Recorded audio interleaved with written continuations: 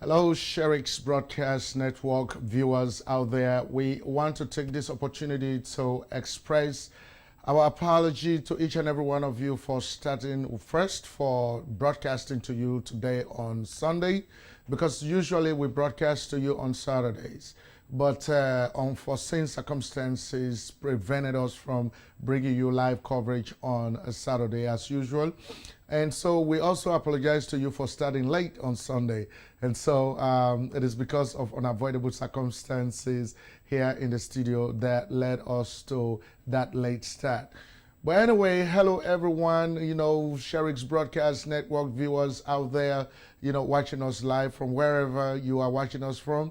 We want to appreciate you for following us, for watching our shows. And of course, if this is your first time joining us, we want to take this opportunity right now to express our thanks and appreciation to you for watching our show and of course for following us. Of course, we also want to say a lot of thanks to all those who send us suggestions, comments, and questions. And we want you to know that your effort, your inputs have helped us greatly to improve on the services that we provide here at Sherix Broadcast Network. And so, like we told you in our commercials during the week, during the weekdays of this week, that we were going to now broadcast to you sometimes in the Creole language of Sierra Leone. And of course, that is exactly what we are going to do here today. Even though sometimes we'll intertwine with English, of course, because obviously we have to say some of those words in English. But our main conversation is going to be held in Creole here on this broadcast today.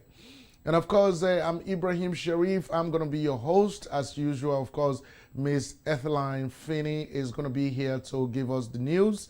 And of course, we are going to have an exclusive, report on the condition of streets in Sierra Leone, especially city streets of Makeni, Bow, and Kenema. We are going to bring those live to you today, of course, to delve a little bit into decentralization in Sierra Leone and to see if the government of the All People's Congress of Sierra Leone, headed by His Excellency President Anes Bai Kroma, has done a fair distribution of the country's resources, especially with focus on the reconstruction of city streets in Sierra Leone. We are going to bring that to you. And of course, we are going to be joined by someone who is very much versatile in governance and of course in government policies, and of course that is a man who is also a native of Eastern Sierra Leone. He's going to be here to hold an exclusive conversation with us tonight on those specifics that are very much important in this broadcast.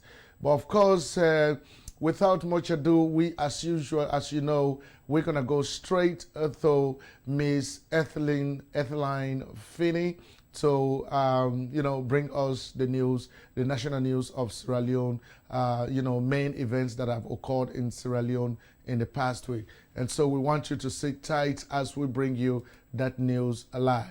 All right?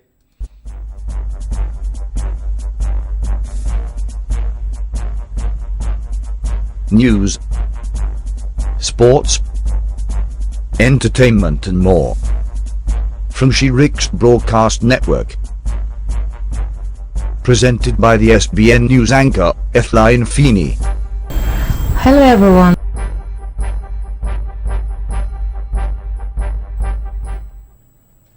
Hello everyone, welcome to the SBN News. My name is Etheline Finney. Today's headlines: Obasanjo slams African leaders for bad leadership. The main opposition, Sierra Leone People's Party, misheard Bill 2016 pageantry. Obasanjo slams bad leadership in Africa. From political newspaper Sierra Leone, former Nigerian President General Obasanjo has castigated fellow African leaders for causing instability and conflict among their people through their failure to manage diversity in their societies.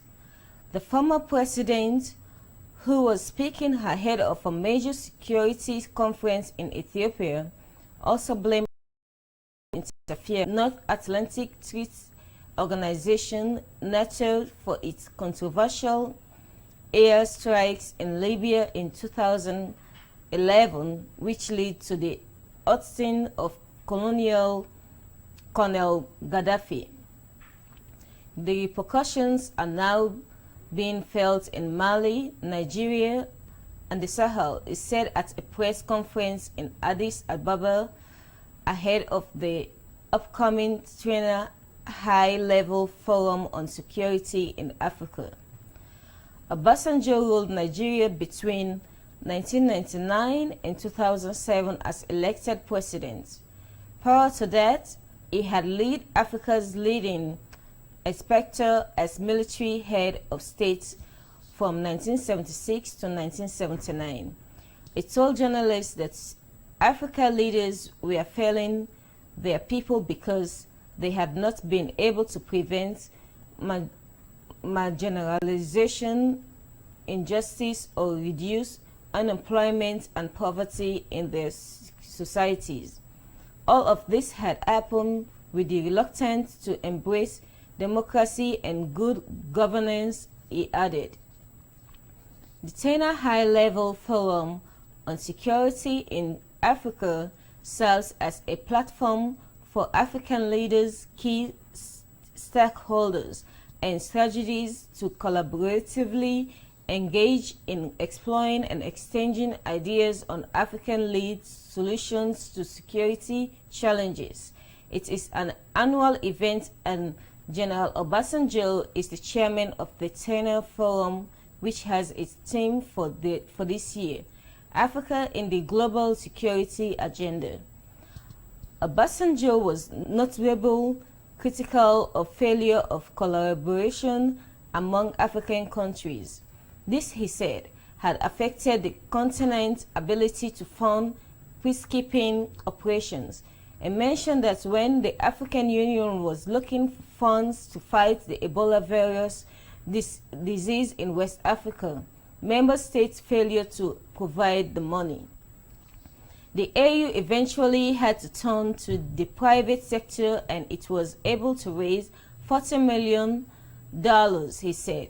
He also said the AU members' failure to contribute financially to its operation was the result of lack of political will. The 5th China High-Level Forum will take place on April 16 to 17, 2016 in Bahir Dar, Ethiopia. More than 150 participants are expected to attend, including current and former heads of state and government, high-ranking government officials, academics, civil societies, representatives, experts, policymakers from the AU, UN, and other international institutions. From the Awareness Time, Sierra Leone, the chairman and leader of the opposition, Sierra Leone People's Party, Chief Somona Kapan, has on Monday, March 21st, 2016, confirmed the death of one of the party's members of parliament. The late Honorable Patrick Foyer was, until his demise, the elected representative of constituency 001 in Kalahun district. His wife, Honorable Alice Mami Foyer, was the MP for that constituency 001, but she died in May 2013, less than 6 months after being re-elected to her second term as MP. The husband, a former ambassador to Liberia, but who was then unemployed, won the SLPP symbol for the seat later that year. He was elected as Member of Parliament, and until his death served as a chairman for the Committee of Fisheries at the House of Parliament. The leader of the SLPP, Chief Campaign, confirmed that medical reports showed that Honorable Foyer was suffering from internal complications leading to the liver and kidney malfunctioning. He said that the loss is indeed touching for the party. Chief Campaign described the late Honorable as a great man. He further highlighted that the late MP was an affectable character, a mixer, one who can talk with the president and common man without losing his common touch. Chief Campaign expressed his heartfelt sympathy to the immediate bereaved family and assured that the party will be with the family during this challenging period. Whilst described the personality of the last man, the former leader and chairman of the party, Mr. John Opongjo Benjamin, called him unified. He said the death of the MP is a big loss to the people of his native Kalahun district. He recalled that the late Honorable was an effective ambassador to Liberia who contributes a lot in the country's peace process. Mr. Benjamin said that the party tries its best to ensure that they provided the necessary medical support for the late MP, but said the will of God could not be overturned. In addition to sympathizing with the party and the family, the House of Parliament has suspended all its functions. This includes the public hearing for presidential nominees into various positions of trust. The hearing was scheduled to take place on Tuesday, March 22, 2016. Mr. Peter Kalambonda, clerk of the committee appointment, said that the interviews were put on hold by the Speaker of the House, Honorable S.B.B. Doumbia, as a mark of respect over the sudden death of Honorable Patrick Foyer. Sierra Leone Entertainment News from Awoko newspaper, 2014 Miss Sierra Leone contest was epic. However, as fate could have it, the beauty queen had to carry the crown for yet another year due to the Ebola outbreak, which held nationwide activities.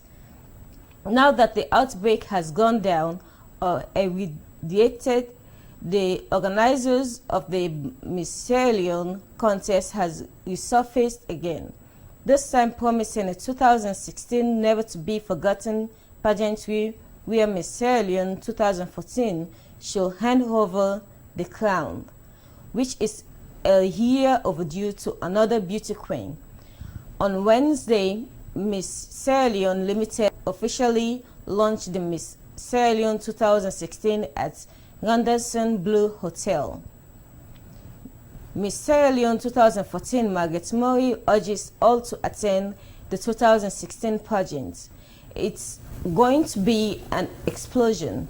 The 2014 pageant is nothing compared to this one coming, Sierra Leone Beauty Queen assured. In her presentation, Miss Sierra Leone Limited board member Amy Doumbia explained our primary objective are to organize national competition, selected a beauty queen for the country in a transparent and representable manner, as well as to ensure that the country is well represented at international gatherings. We currently hold the franchise for Miss World, Miss Universe, Miss ECOWAS, and Miss West Africa, Amy revealed. Giving a background to the pageantry, she explained the first pageantry was held in 2002, but unfortunately the queen died of fire injuries. Because of that, we had to stop and we didn't hold another pageant till 2014. She pointed out that at the 2014 pageant, we had auditions in Freetown, noting that 10 contestants were selected from the different districts. We had campaigning, we were able to do inspirational talks, she explained. The first pageant was held at the Bintumani Complex Center, where the first prize was a brand new car, 10 million leons, and a monthly spending, Amy assured. Speaking about activities the beauty queen was engaged in as part of a beauty ambassadorship, Ms. Doumbia said Sierra Leone's beauty queen was at the Commonwealth headquarters in March 2015, where she presented a gift to the commanding officers in the British Intelligence Security Center. Amy Doumbia said that the beauty queen was also a special guest at Miss Sierra Leone, UK, Miss West Africa International in Nigeria, and the Catholic Young Adults Fellowship. She stated that the 2014 beauty queen was very involved and active during the Ebola period. Amy Doumbia called on companies to sponsor the event as she explained about the different packages they have, noting that the event will serve as a branding platform for companies. That's the news for today from SBN, and now over to Abraham for the rest of the program. All right, ladies and gentlemen, of course, that was Ms. Etheline Iyamide Finney, coming directly from studio number 8, of course, with that news from Sierra Leone. Of course, we want to appreciate you, Iyamide, for that news. Of course, that's our Freetown sister, of course, doing it for us here at Sherix Broadcast Network. And so, as usual, our riddle for this week is, what is it again? Of course, what has one eye but does not see, but doesn't see? What has one eye but doesn't see? And so, as usual, we want you to exercise your brain a little bit and think about this. What has one eye but doesn't see? All right, think about the answer, and if possible, you can call us on Skype at the end of this broadcast and give us the answer. All right, the Skype ID is Sherix Web Radio. You can call us on Skype at the end of this broadcast. Of course, don't call right now. We're going to have to tell you when to call. All right, and so that's our review for tonight. What has one eye but doesn't see? And so, ladies and gentlemen, we are going to be bringing you an extraordinary program this week. Of course, today we are going to bring you an extraordinary program. Now, what we are going to do today, we are going to focus specifically on something that is happening in Sierra Leone. We are going to focus on decentralization. For us to be able to really understand, when we say decentralization in Sierra Leone, what really that means, you know. And so in order for us to understand that, we are going to bring you a series of information, and of course we are going to bring you an expert on decentralization and governance in Sierra Leone to talk to us exclusively about what we have been able to unravel in the country. Of course, our focus is going to be on whether the All People's Congress government, headed by His Excellency Dr. Ernest Bai Kromah, has done a fair distribution of the country's resources, with a specific focus on the reconstruction of the city streets in Sierra Leone, with the exclusion of Freetown. Our focus is going to be on Makeni City, on Bo City, and on Kenema City. Those are the three main cities apart from Freetown. We are going to focus on whether the APC government has actually fairly distributed the country's resources when it comes to the reconstruction of those streets. And of course, we are also going to bring you those streets in Makeni, Bo, and Kenema for you to see with your own eyes and tell us what you think. All right? And so basically that's what we are going to do tonight. So we're going to start this with showing you Makeni and both cities exclusively. So want you to stick around as we bring this to you right now. All right, so as you see, we are going to show you Makeni and both cities exclusively. So that is what is coming on now. Now, as you can see right there, this is Makeni. All right, This is definitely McKinney, as you can see right here. Of course, you see how the streets are. The government has done quite a good job in paving the streets, right? You can see how the streets are. They are well paved, you know, looking nice. So at least, you know, when the cars are driving, when the motorbikes are riding, there is no dust. And you know that when there is dust in the city, you know, people inhale that dust, and it contributes to health hazards, and it contributes to quite a lot of problems when it comes to the matter of health. And so, as far as the people of McKinney are concerned, they are no longer, you know, suffering from those kind of conditions. They are not going to be worried about those dust, or in fact, when it's rainy season, it turns out to be a mud city. They are not going to worry about that anymore. You can see how the streets are. This is McKinney City. And of course, we want to say a lot of thank you to Mr. Ture, who was able to go to McKinney and actually do this video. We want to say thank you to you, Mr. Ture, for doing a fantastic job on that. But ladies and gentlemen, you are currently looking at McKinney City right here. It's a little bit of a lengthy video, and we are going to be patient enough to look at this video, because we want to see exactly and compare the difference between the different cities. All right, and so this is what we are going to focus on tonight in this broadcast. We want you to see, because this is very vital. I mean, in as much as, you know, most of us who are viewing this broadcast right now, we are resident in the diaspora. We are all over the world. We are not particularly resident in Sierra Leone, but we need this kind of information. Of course, we're going to show you Bo City right now. We need this kind of information because we are always making valuable contributions to Sierra Leone in terms of financial remittances that we do to our individual family members. And according to reports, about 60% of the country's economy at this present time relies on those remittances that we make to the country. And so nobody can dismiss the fact that Sierra Leoneans who are residents abroad are very vital to the future of that country. And so it is important that we are able to see this kind of news. All right, so that was City. And so we're going to show you Kenema cities as well. We're going to show you Kenema, the streets in Kenema. All right, so stick the streets in Kenema. All right. All right, ladies and gentlemen, this is Kenema, this is Blama Road to be very precise.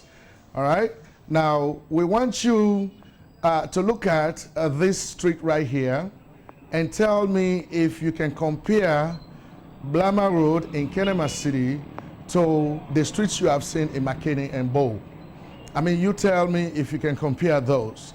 And so what we have been able to understand, we became a little curious to really understand as to why, you know, those other city streets have been, you know, reconstructed and paved and are looking very nice, even though not that all gorgeous, because we have spoken to some engineers who have actually said that those streets are not going to last for too long because they are supposed to be done with concrete, but they are not concrete. But that is a whole different issue. But this is Blama Road you are looking at right now, one of the major streets that enters into Kenema. If you come from Bo or Freetown, this is the road that enters into the Kenema City. And so for those of you who are not very familiar, that Kenema City is the headquarters for Eastern Province, and it used to be the economic backbone of Sierra Leone because it is in this region where the diamonds come from. It is in this region where the cocoa and the coffee come from, and it is this region that we are looking at its headquarters right now and seeing the streets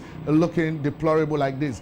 And so, ladies and gentlemen, in order for us to put this whole thing into real perspective, what we did, we decided to talk to the mayor of Kenema, you know, who is Mayor Joseph Samba Kaifala. We spoke to him exclusively to tell us, as an administrative head of the city of Kenema, what has he done to actually ensure that these streets are not looking like this anymore, that they are as paved as the other streets in Bow and Kenema. All right? And so we're going to bring you that interview right now for you to see what the mayor told us. So stick around to see that interview live from Mayor Brema Kefala. All right?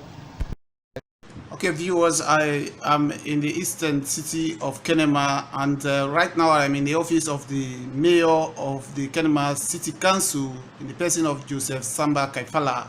And development in this part of the country is static, especially in the area of roads. And generally, infrastructure development is at the slow pace.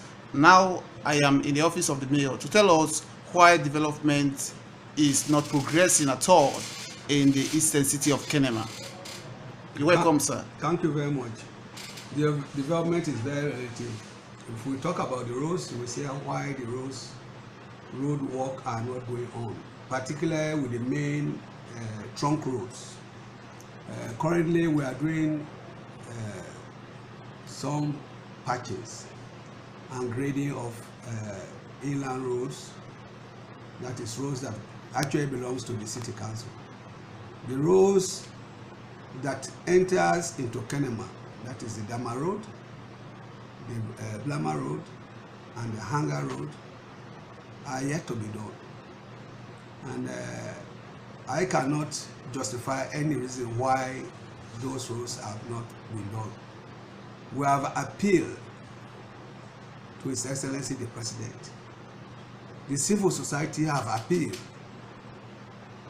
All sectors of society have appealed, and say we do not see any road work, tarmac road development within the Kenema city. Except probably it's because of what the Vice President said to us the last time, that you for done for me, I for done for you. So because the people of Kenema have not for done for them or fall for them, that is why probably we have this ugly situation. You go to Makeni, almost all of the streets in Makeni are now tarred. Now, the most awful issue is that they have given tarmac roads to district headquarter towns. Blama, not being a district headquarter town, is on the project, on the plan of government. You go to Waterloo, almost all the streets, over 8 billion leos have been focused on Waterloo. So I don't know, what is happening. Those we can be able to do as a council, we are doing them.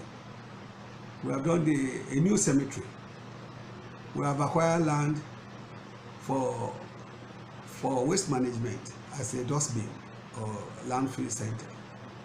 All right, ladies and gentlemen, just like I said, we now have Mr. Sheku Tanga, one of the renowned journalists in Kenema, Eastern Sierra Leone. He interviewed the mayor of Kenema about the road infrastructure, the condition of the roads in Kenema City. And so we now asked Mr. Tanga to kind of introduce himself to our viewers and listeners. Mr. Tanga, please, over to you. Yes, thank you very much, Ibrahim. And listeners, our viewers, my name is Sheku Tanga. As Ibrahim rightly introduced me, I am residing in Kenema City, Eastern Sierra Leone, and we all know that Kenema is the third largest city in the eastern part of the country and in Sierra Leone generally. I want to thank you for actually linking me for this interview. I'm very proud of you. And so we have seen the videos that you sent to Sherix Broadcast Network. We have seen Blama Road, Dama Road, and we have also seen the interview that you gave to the mayor. Can you describe to us the actual road infrastructure, the road condition in Kenema at this time? Yes, well, I must say that Kenema is one of the deprived cities in terms of road development. And when you look at the road network in Kenema, it is devastating and it's appalling. And we in this part of the country, and even people who are residing in this part of the country, one of their major challenges now is the road network. And quite recently, or last year, September the city last year, September 2015, and there was a campaign launched by society in Kenema and the collaboration with other civil society network on Road for Development to call government, central government attention to fix the road, because they have the conviction that Kenema is part of Sierra Leone, and according to them at that time, they were saying that Kenema is one of the areas that have been deprived, and the government, the central government, has spent resources to fix other roads in the north and in the western area of Sierra Leone. And so that campaign was launched, but no result actually. It has not yielded any kind of dividend, and the road network still remains to be appalling. So that's the biggest challenge now in this part of the country. And when if you look at the interview of the mayor is like shifting the blame to the central government, because Kenema has three trunk roads. We have the Kama Road, we have the Kanga Road, and we have the Gama Road. He is saying that these are major trunk roads within the city of Kenema, and it is the responsibility of the central government to actually spend money to fix those roads. But according to him, he has lobbied with the central government, with the president, and the president has not given any attention to actually pave the way with the road with Kama. So that is the biggest challenge now. But I also asked the mayor that you are the mayor of the city. What are you doing? What are you doing to bring the road development to Kenema? Well, he is saying that he is doing his bit, but I can reflect that when he was campaigning to become the mayor of the Kenema city, one of his major campaign message to the people was road, that he has machinery to actually fix the roads. But at the moment, there is nothing to show when you talk about road development in Kenema.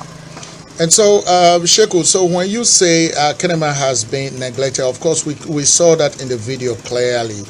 What specific examples can you give our viewers and listeners about how Kenema has been neglected in comparison to the other cities like Makeni, Bo, Freetown? What comparison can you make among those cities with Kenema? Because we have visited, we also saw the video that was screened by the civil society, because before they wanted to make their campaign evidence-based. They went to the north, Makeni, western area, and they view all the roads that have been given tarmac by the central government, and they also came to Book and they did the same thing. They went to Pujel, and those roads in those part of the country we are actually paved. But when you come to Kenema is like a dust city.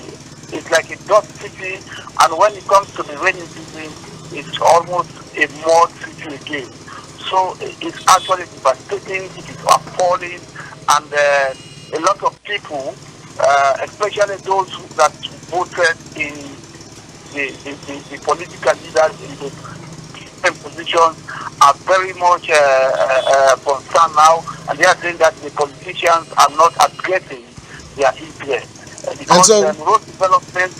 Right, and yes, so in your interview with the mayor, we heard him saying that some of the operatives in the ruling party, the APC, are saying that there is a adage now they are using that if you fall down for me, myself go fall down for you, meaning that if you fall for me, I will fall for you also. Now, meaning that Kenema is one place, Kenema City is one place where the electorates, the people who voted in the last election did not vote overwhelmingly for the APC, and therefore APC is actually punishing the people of Kenema by ignoring construction of their roads and leaving the road in the condition in which they are. Now, can you justify that statement? Is that the same way you see it as the mayor saw it? Absolutely, because I also listened to the second gentleman of the city, who is no other person but the Vice President of the Republic of Sierra Leone, Honorable Victor Boku, when he visited Kaila on in Trinidad, and he made a statement here, and that statement was recorded by journalists, and he did say that the road in Kenema City is bad because the people did not vote for the ruling APC, and that's it. So, but a lot of other people were saying that the APC government is government of Sierra Leone, and the resources that are accrued, whether nationally or internationally, is meant for the people of Sierra Leone and should be spent judiciously for development. So if the second gentleman is saying that, they describe it as very unfortunate statement. Now, apart from the mayor, has the mayor worked together with other authorities, including people in the Kenema District Council, parliamentarians that are representing the people of Kenema? It doesn't matter which party they belong to. Have they come together to prevail on the central government about the condition of the roads in Kenema and how they can make it, put some pressure on the government? Have they done anything like that, to your knowledge? Yes, of course, because I am very close to this road development issue. I am very close to those that have actually organized the campaign.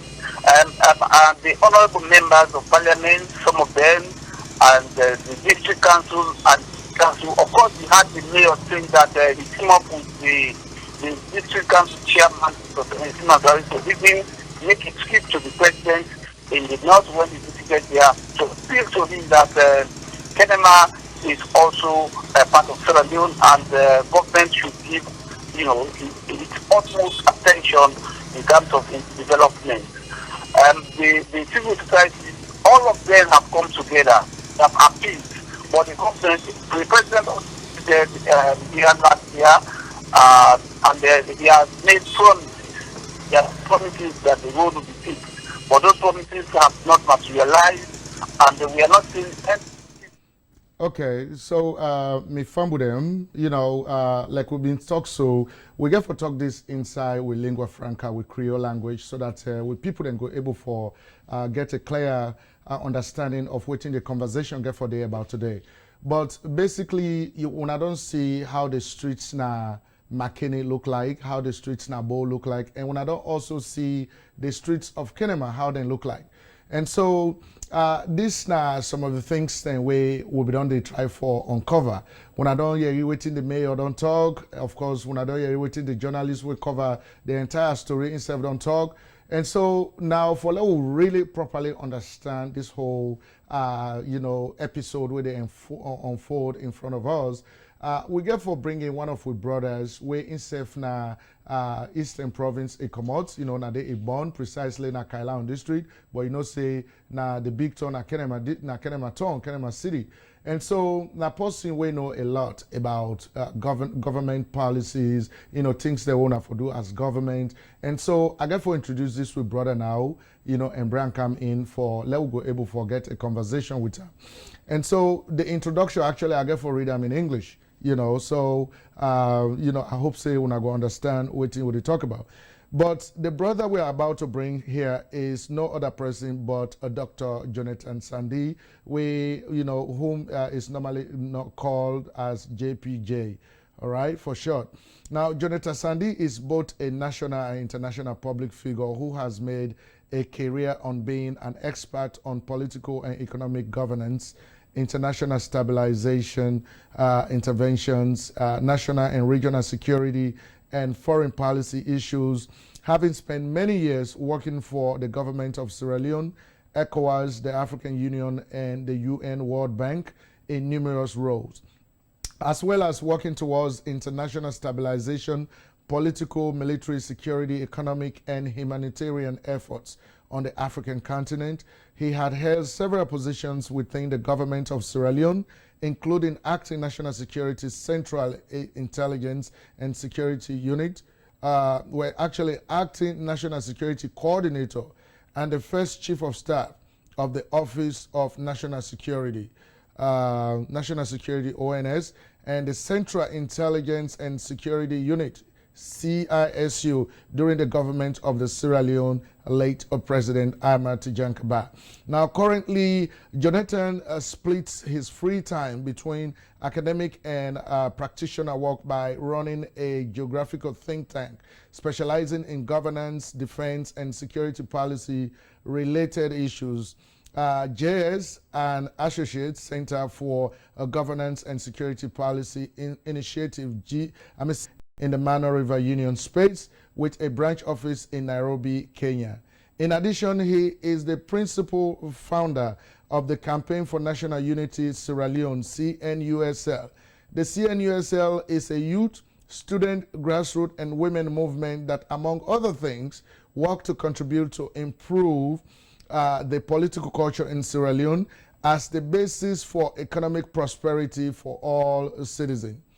He has a BSc Honors in Economics from FBC, that's Forbes College, the University of Sierra Leone, a master's degree in Public Policy and Management from the Institute for Development Policy and Management, the University of Manchester, UK, and is currently a doctoral candidate working on strategic planning in response to national security decision-making processes in fragile and conflict-affected states, FCS, with the Defense Academy of the United Kingdom at Cranfield University.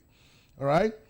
And so, ladies and gentlemen, na the man that one day we will get for can talk to right now, we own brother, Dr. Jonathan Sandy. Of course, now when I see right now, the big screen right there, now we'll get for talk to. Hello, Dr. Sandy. It is now with delight for see you now. How you do, sir? Yeah. For giving me this opportunity for now talk to now. I hope say me Ibrahim will make this conversation a very interesting one. I know say they talk to we right now from Chicago, Illinois, and not today you based, now Kenya you based, but you can traverse all over the world doing your job. What you they do now America, sir? Interesting question. Passport or headquarters.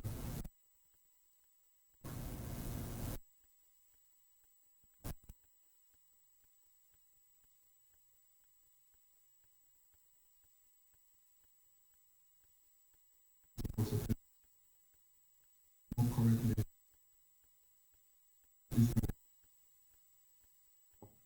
Rehabilitate.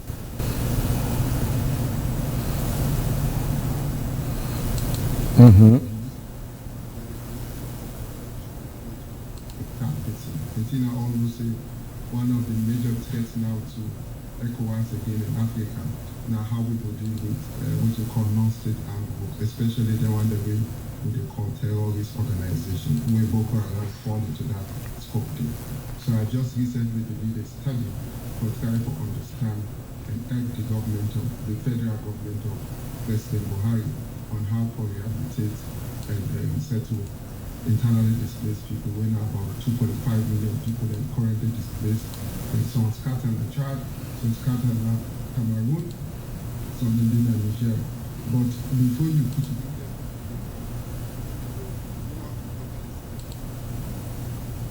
this is not Boko Haram. So in that conversation they account for.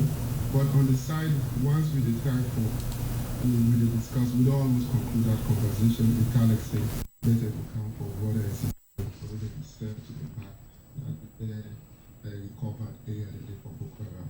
That's put aside. Now, as you read me biodata, we took from biodata and think they were done in the past, and we can do correctly. a part of me, where me and my colleagues, where they work in the diaspora, they call themselves board of trustee member, them, the Campaign for National Unity. Then a group is a small local organization where we don't form from 2013 with Boku, some Mandina Nairobi, some Mandina Libya, and lots of the other topics that, as far regional from the little of America, and I think where all they become in Chicago is that can get a conversation and with some of the activities the way they already produced, help them, what I insist that them follow this granting which is called the campaign professional. More or less, me a principal founder of the organization. Okay? So as principal founder, you get for what about more, for try to seek support and advocate for the activities the way the student, youth, and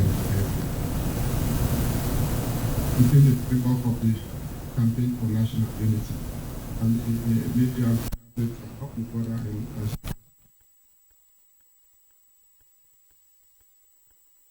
personally now check some of the support to look to opportunities. Remember, say they have organized on the International Youth Day, they organized what we call youth public for all political youth in 11 political parties. Also we flow into political governance issues. And I've never calculated that way, part of which also we will discuss now, how the policy of decentralization, they create political space for improve what we call with democracy and political culture in our country. Okay. And so, Dr. Sandi, you now possibly come up from the eastern province of Sierra Leone. Precisely, you are very familiar with Kenema, Usai, na the area that's where you're born. You're familiar with the kind situation where they go with the streets in Kenema City?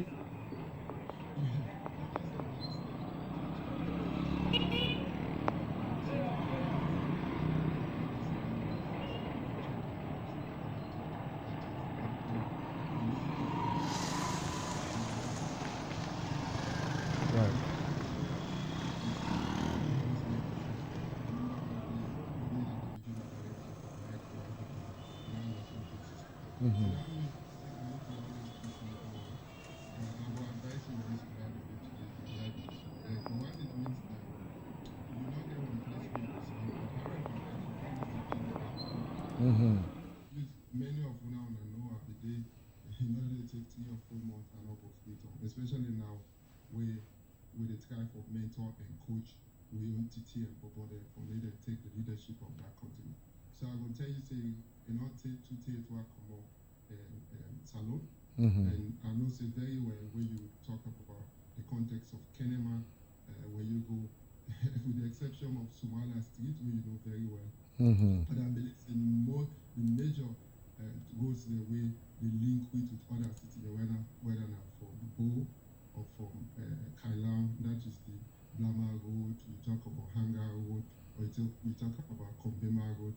My brother, I remember when we teach Islamic or KSS, those no go like us here again, and they feel bad, even though, as you know, when within our government, one of the things people then cannot say, what's now one of the root causes of war, which make war be happen at home, all the literature, they were the right to command them, they be done saying that the bad governance. And part of the bad governance thing, now we, most of the way we the goods, the basic services for people, whether they're health, education, or feeder roads, or roads in particular, then be centralized, meaning that the federal government, the ministries and departments, they do all.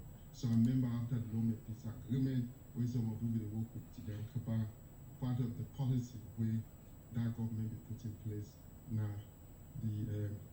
the way to call the decentralization policy. Right. That one they be based on what we call the Local Government Act of 2002.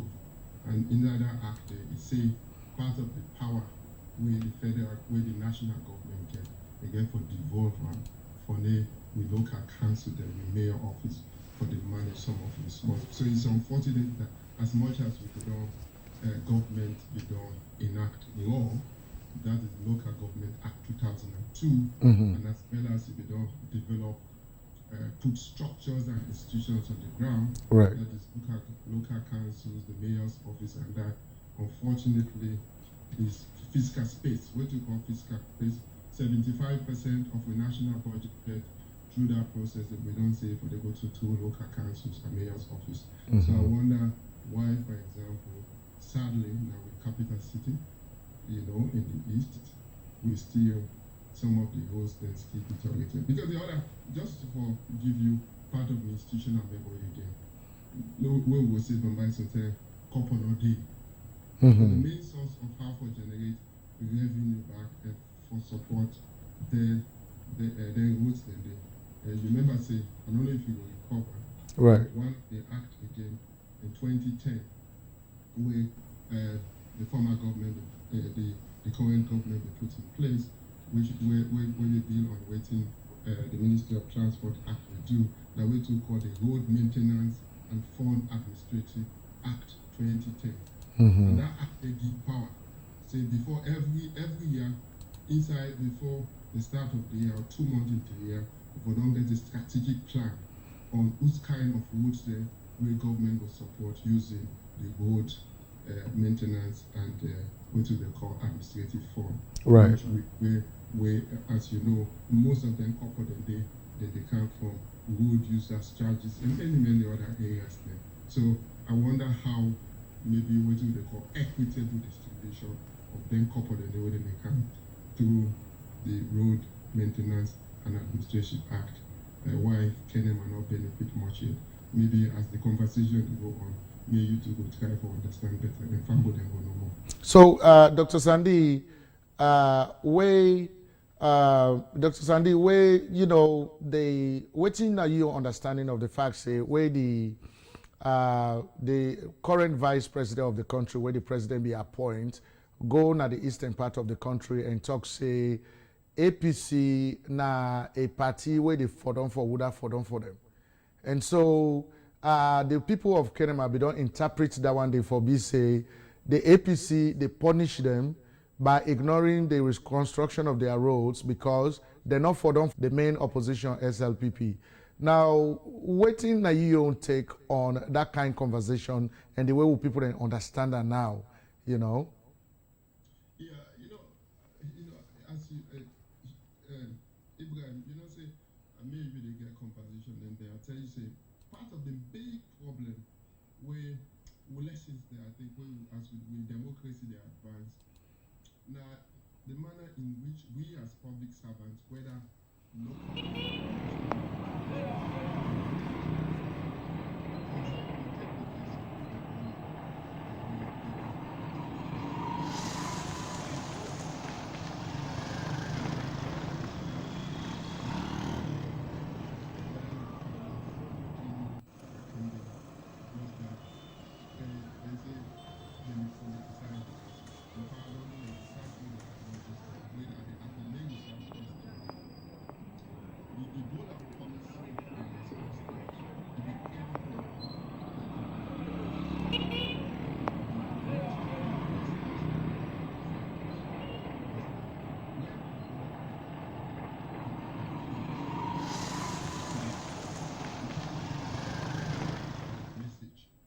government did deliver. You remember the former Minister of Health, for example, right. Maybe they tried to put some of his sister in a Kaila when the parliament they provoked the situation. Right. So the question we will all they ask we say, as we they move towards a nascent democratic transformation, which will they open with more, especially from the vice president of that country, whether we're supposed to be the number 2 person in that country, we forgive public trust in any message. I can say after Papa God in any country, I know this guy for blaspheme God, but the person next way we all for listening to through with national constitutional process, now the president and the vice president. So if the vice president go Kenema or he go other places, you say make I statement and this and don't try to do that cannot do it again. It's sad because we right now either now with money, now the local people then waiting and getting at it. The question is with perspective, do we have public trust in our government officials? So if you go, in other words, we get enough trust for the one that we need to do. So that is the question we still get for ask ourselves. And it's sad that and unfortunate that whether not joke and you know say Uncle Victor phone or person sometimes he like for make fun. But I feel say even if not fun, he has to be very careful that he not number 2 ban na that country, and any statement we make na policy statement. If you can't say anybody for no. Now elections, now in you they win by partisan. Now I make the campaign for national unity. As you see that you go on our website, we say the vision now how we will support for improve political culture in that country. Meaning how we will focus for helping people there in the improvement of basic services like a roads or what they talk about, like a schools and health, for letting get her now then side and devoid of what they call political affiliation. It don't matter whether you're not green color you wear, whether not blue or red. But when it comes to delivery of basic services for the people then, we make sure to we go beyond political affiliation. But you know, Dr. Sandy, not to only Kenema, I mean specifically Jojuma, I talk this talk. I don't talk an Akono back. So it's like, you know, right. Mm-hmm.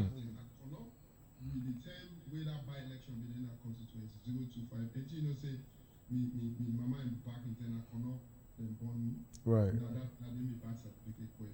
So I get special, though I come from Kaila and Kenema, but also I get special interest in Kono. So I did follow anything that happened. It was unfortunate when we read on social media and so the past say this. I know say me don't work with Uncle Victor Fo, I know say Honorable Victor Fo, the Vice President, but honestly I believe say enough for the make them kind of statement and the way for in a public figure, any statement we talk na policy on behalf of the government. It means na politics of divisiveness. Na so it's you they divide and rule.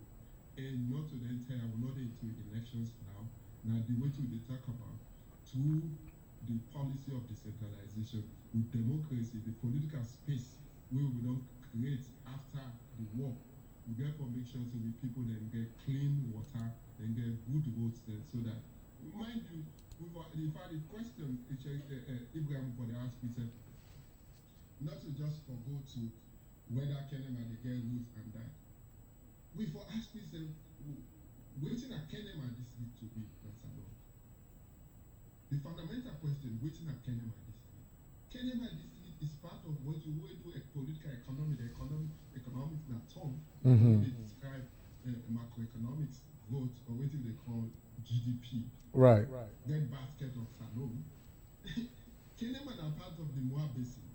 The Moab Basin from small geography, what I do from 3 from 40. It will tell you say the Moab Basin are the bread basket of salon. Meaning whether a mining sector from 1930, the Moab Basin are Kono, Kenema, Kaila. Well, if Salon for don't get we all know say now that side they don't apart from the fishery sector or now they get wood type and iron ore. The Moab Basin, for example, the what they call the real sector, the traditional sector, whose side we couple they come out for support public sector.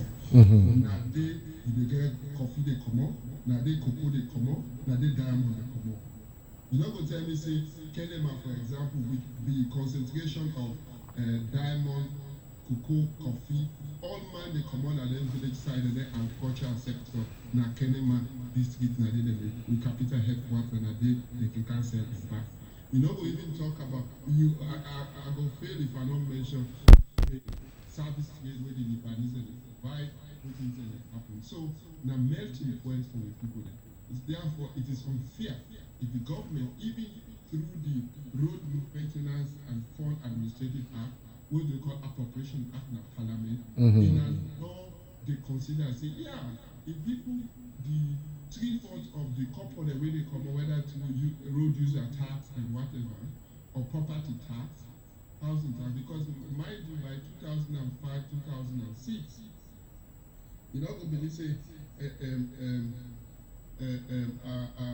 when I believe UNDP as head of UNDP governance, justice and rule of law Tom, I managed to take the first which they call UN Capital Development Fund project. We then work with local government and for how to teach local government for generate domestic money, what they call revenue.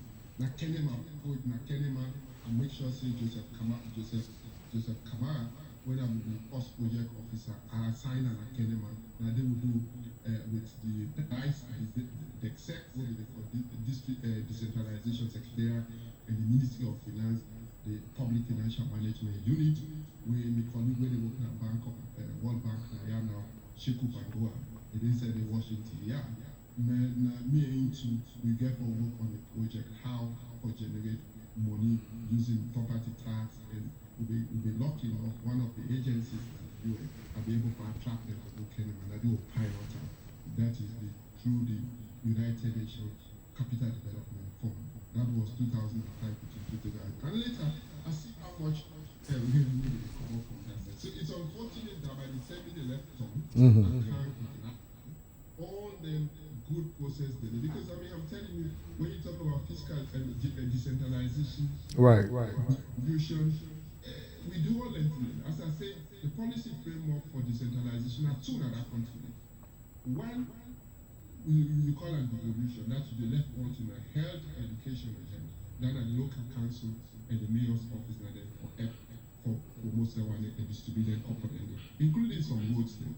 Number two, now we call it concentration. That are the security sector. Even the security sector decentralization process, we will make sure say Kenema and the fourth size and MISEP will establish what we call the Provincial Security Coordinating Committee. Then the Kenema District Security Committee.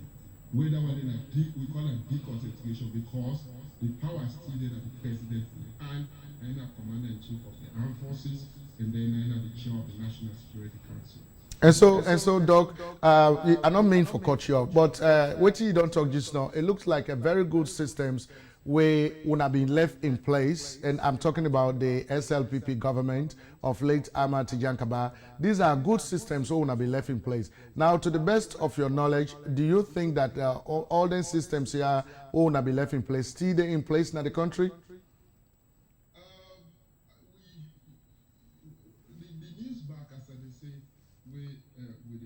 I'm sure they are working well because I remember by 2000 some of them are working well, but my fear is whether we not tend for the closer to political space for the system and they interact and function. While then number two, we also get to examine some of the role where we parliamentarians therefore play. As much as we will blame the vice president for the sad event that day. But when you look like, for example, the 2016 national budget, where government will put this year, you know, the total budget for where parliament be passed, it amounts to 3.94 trillion loans. When you look through that budget, almost 85 billion they go to road maintenance. Therefore, if the appropriation committee, the budget committee in our parliament, most of the parliamentarians then did it, then they sit down inside it. We for ask ourselves, say, what are the parliamentarians doing for defend the interests of Kenema? And then area there where now the more or less now the opposition. Because when you describe for say, why are they listening to you? It is like the ruling party versus the opposition party. Exactly. The question where assisting the act is the ruling party considering we develop the development, the delivery of basic service. This is like roads. Now then side the way they don't win, where they don't say that the heavyweight of the opposition. Therefore, I believe say we get to a separation of power. As much as the executive will blame them, but we also need for questions in terms of accountability and transparency of who your MPs there and the mayor of the city itself and the local council. If, for example, Mayor Kefala could go to parliament, because I don't remember, I hear one time say the power they make them budget, that the mayor's office, then table and the parliament, but parliament refuse and then say if I go cut something or then refuse for online budget. The question is, waiting with brother Kaisamba and others, the MPs there, and then for that matter, as you know, the leader, the minority leader of the parliament, I can't imagine see party come up. Okay. So I believe say, as much as you want to square the play on the executive ministers and then the Ministry of Finance or the Ministry of Local Government, then while they administer the road maintenance fund, but we also ask precepts say, waiting with your MPs, we for all the accountable in my view. I don't know what you think. Well, we asked the mayor just now. The mayor, by interview, the mayor talks say they don't do everything humanly possible in their own powers to plead with the government for make the government go able for can make them streets today. But those, questions that when they don't ask don't fall on deaf ears. That the government don't refuse for answer their questions about the roads. So, what do you think about that as well? I think there are two things here. First, say, as I say, there are a number of institutions they enforce where they're supposed to be accountable to the people. No, we left with MPs then come on it, but also it's clear that in the process of preparing whose kind of road will maintain, whose kind will repair per year. As I say, there's an act of parliament. Right. Get the road maintenance fund administration act.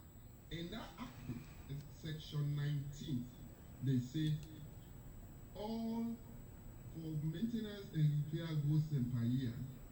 Then for prepare what we call a road administration plan, not later than 2 months before the commencement of any fiscal year. Did you get this clear? Right.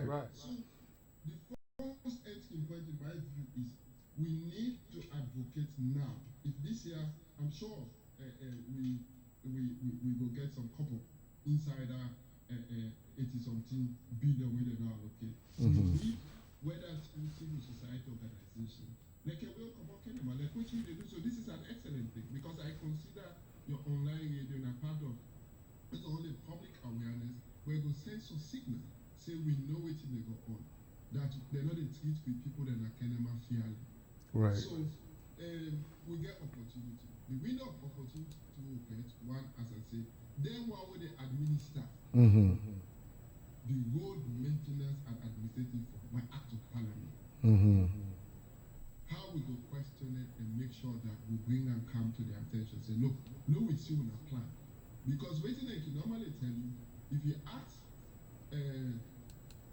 former colleagues like Munda Rogers and others who have worked in that department for months, and they go at it, they will tell you, say, every year they get the planning process.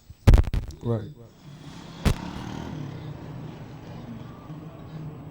Into one strategic plan. Now that plan is whether you access the fund, where because there's a way to trust fund. The trust fund, now didn't they go now? All the roads the way that we don't plan together, then validate how through the how they administer that thing. Right. The party then before parliament they approve and so. But within our understanding, any time where the mayor others, I don't know whether the planning process we also have to look at, but I believe say they are not being treated fairly, whether why the road and maintenance administrators they not consider their roads. Number two, I also believe say there are things we can do. I'll just talk to my colleague then European Union. They don't advertise over 500 million euro. Right. Specifically, they attract local council.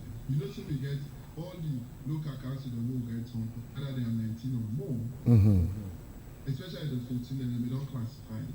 When you don't make your local council or mayor's office don't make the district plan, whether for health, education, and feeder roads or roads. Obviously, we know say 2016 budget be based on we call a government post-Ebola recovery plan, and a 5 pillar they actually is based on priorities and put it. But the fundamental thing is now how to revamp the economy and build with Marco resilient social sector. Okay. In that part of the economy, they also put infrastructure, meaning it clears now government national budget planning process, when the Minister of Finance, Mikadi, Parliament, Honorable, he makes sure say they provide, they make provision for needed repair because 2015, no, we'll talk about that, because the budget been heavily skewed towards Ebola. So nobody will get time for maintenance and repair of road. But no excuse, no day 2016 say why that couple where that budget the way they will allocate for roads and this, we not for source the money. I believe say now that Ebola, Kenema be not free of Ebola, many of the whole country, Kenema in particular, when at the first area they now want the Ebola free. Right. The rich project then will go attract, it will peer billion. If, for example, we will tell you say if yes, they want some of you go down there for write the project personally. You know that is part of my strength. Right. The strategic planning and help them or generate the design and attract the funding within the European Union. Because I could tell you say most time the experience where we get back in a tongue and not to tongue one thing. We not get that capacity within local council that put out in the right project there. Substantively over attract international fund. The component for day we not get for them. So me and you two, maybe you there on the area and many other Kenema, Kensa people that the diaspora. This is one area capacity building we can work to reinforce our local council so that if the government will tell you say the couple of you we get alternative sources of funding and that's what they talk about. Right. We get European Union, we get defeat UK, they all little. This is so I'm talking about let's sign the deal with the UNDP and the F for the way government because you know say my government will go through the dollar for 1 or 2 years when the economy become down as a result the real sector go to the Korean sector whether iron ore, bauxite and this they all belong closed and the price they if it can down. So they will argue say we not get enough money for the other one. But if donors they will immediately I think it's one option and on one way that they will go. I don't know what you think. So Doc, you the talk say the local councils, the local governments, let's say like the city council of Kenema, can able go up straight to European Union, other international entities, then for able for solicit funding for take care of some of them problems in Kenema City. Yes. Okay. I just imagine how busy are they.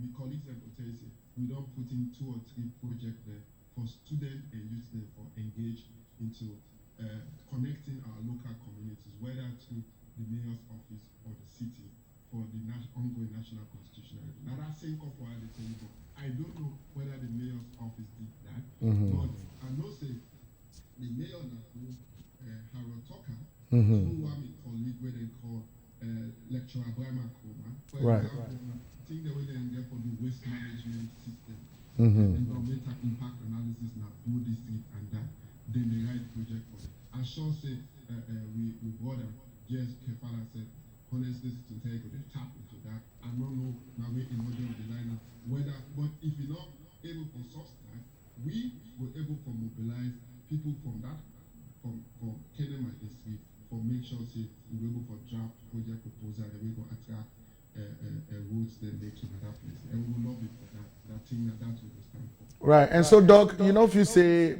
probably the authorities in Kenema or the local council over there, they not get an idea about some of these things where they talk about. So you being a native of that area, you get any plans for educate the people there on how then go able to solicit them kind of funds, so then go able to take care of the streets in Kenema?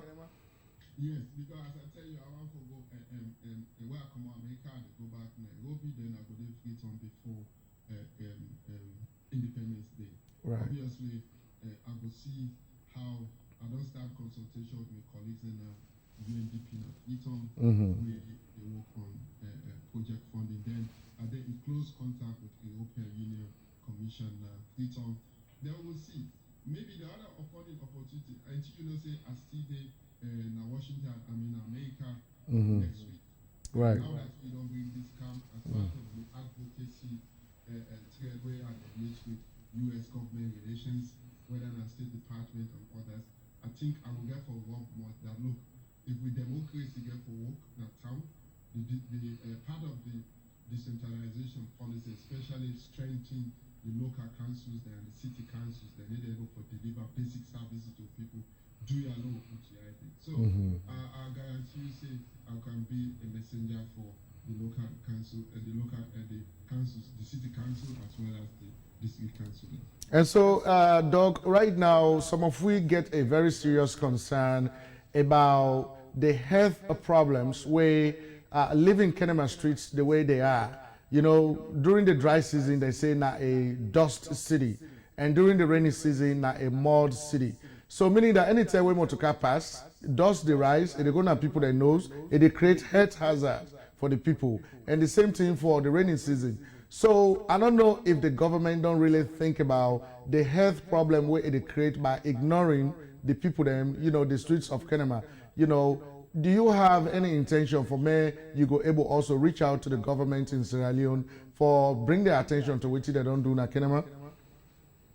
Yeah, I think, like I said, evaluate more or less, I would evaluate the national decentralization policy. Right. We reject before. As I say, that national decentralization policy, it not only hang with the Ministry of Local Government or the DECSEC, the Decentralization Secretariat, as an oversight body, but we, as you say, as native, we are aware that the policy itself is there. The decentralization policy or the Decentralization Act, Local Government Act, is say not to only roots themselves we talk about. Lot of things in the way government don't devolve to the local council and the city council, make a health in particular. Right. In fact, what we UNDP will get the whole budget now what they call health decentralization project. Now we get that one in just for support the city council and the town council, for them clinic, then catchment, we call them catchment areas, and then the district hospitals. Right. So we need, it's clearly like they say, there's a relationship between poor water and sanitation, flooding, bad roads, where rain come, as you know, where rain come, if they get pothole and boku, na Kombema road, na Hanga road, na all these things, and for even going to school, K-school, you go find the way waiting the happen, and they mosquito the degree. Right. Malaria, and I make people then, and you know, isn't that incident of malaria, maternal mortality rate, child mortality rate high in the district. If you check the figure, then obviously I'm not going to mention the way they feel bad, go anytime they talk about global health crisis like Ebola. Right. Like Kenema and Kaila. It is sad, but the reality they talk in the sense that if the health decentralization project is not working, we need to hold those responsible accountable.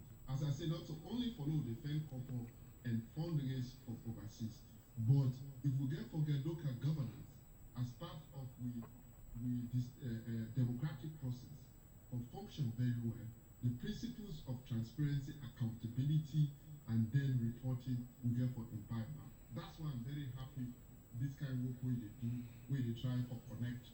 And it's like an accountability to monitor and accountability too. Right. And so, so Doc, now that it is now established now Kenema for say the people particularly, they feel say they are being punished because of their strong support for the main opposition Sierra Leone People's Party.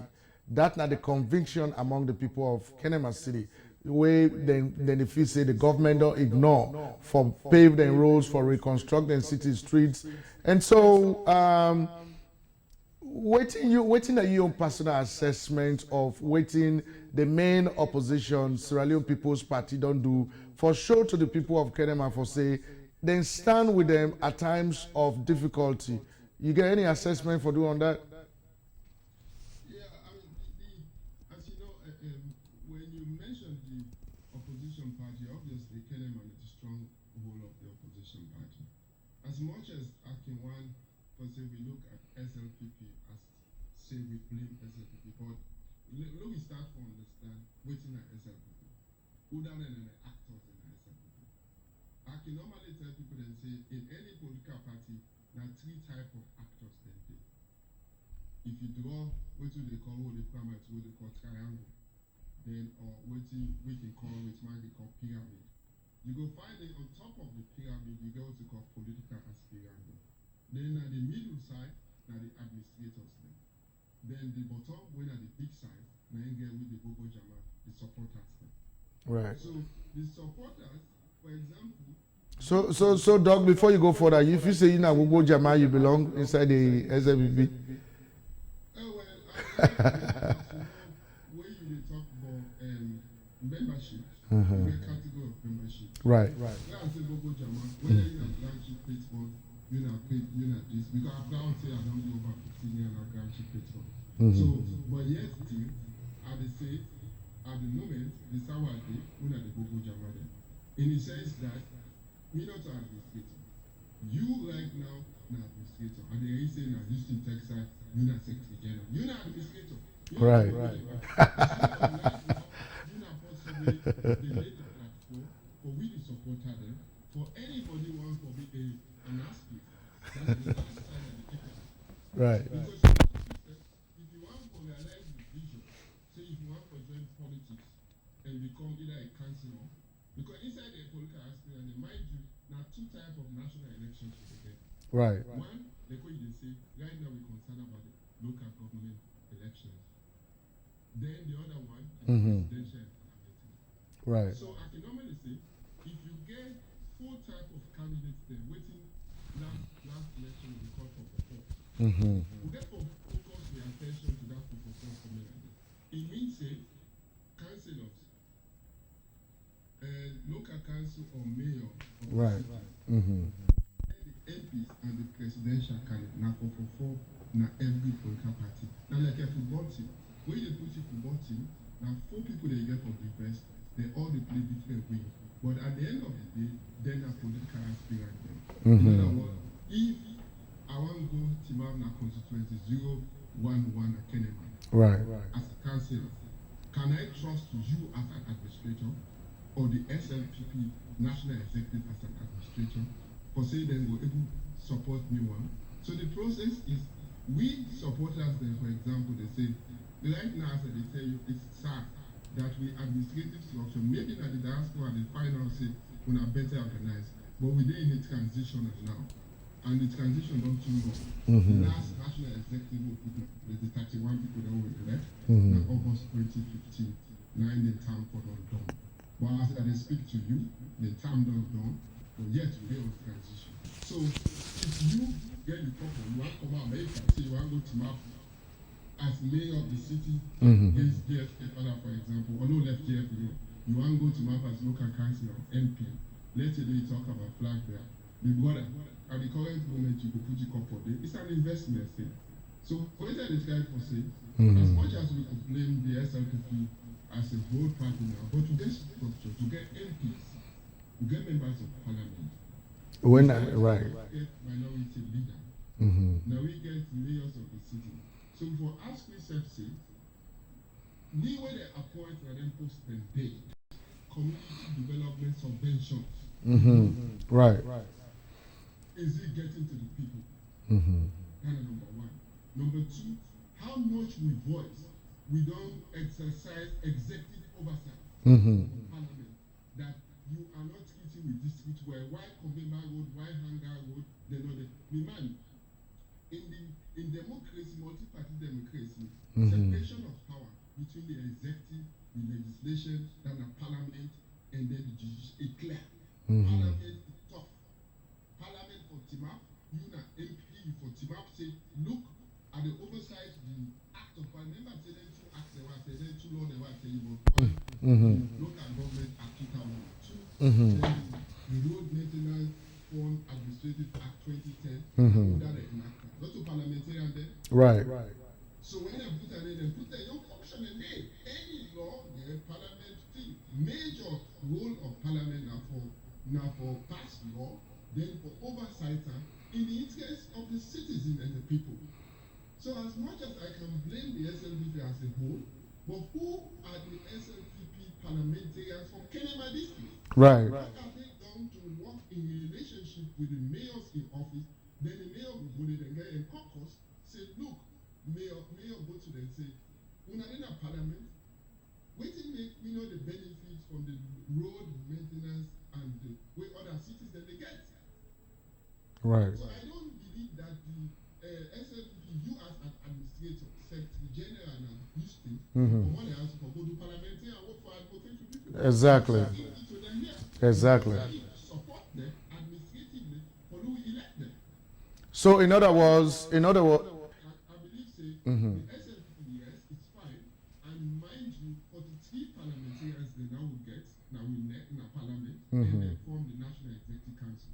They form the second highest body of the party, apart from the party complaint, the second highest body where they examine decisions, and then can see how they discuss it. Okay. But I wonder whether at the National Executive Council level, when parliamentarians would they ask them for accountability.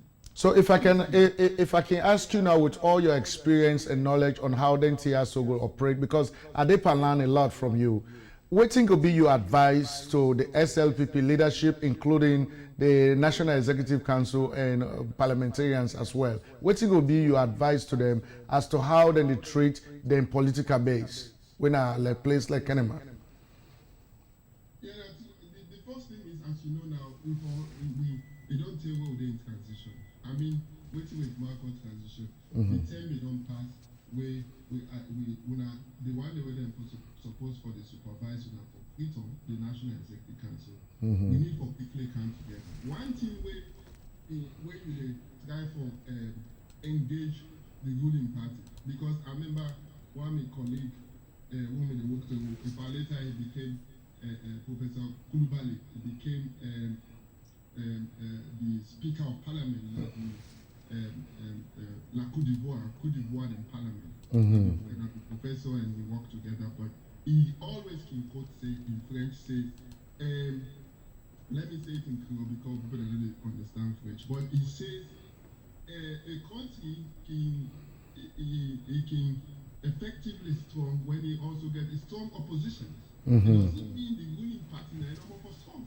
Right. But at the moment, ask yourself, are we serving really as a strong opposition on behalf of our people? Meaning it doesn't mean only SLPP.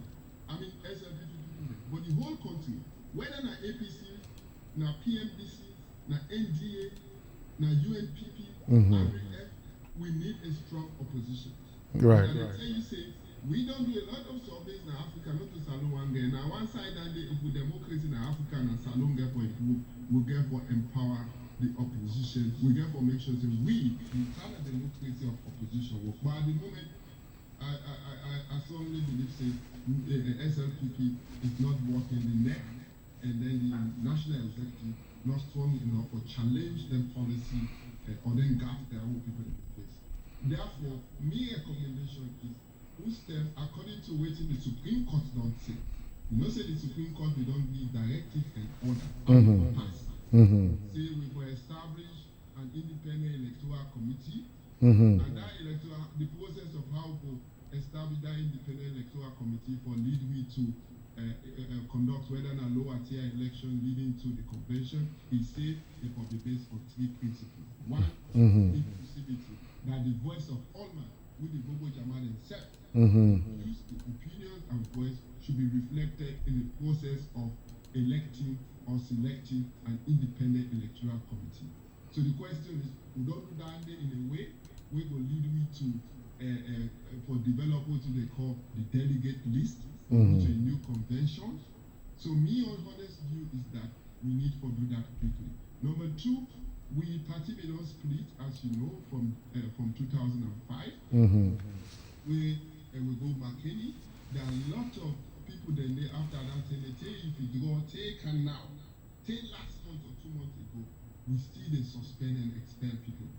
So before we talk about reconciliation spirit, we all come together, whether Ambassador Ali Bangboa, whether people like Paulette Dumboyade, whether Sule Tijanside, we all come together in the spirit of reconciliation. Now, numbers no more the win.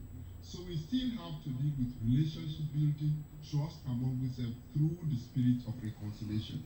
If we not do that, before we go back to a convention for going like new executive, I think say we will still get problem after that.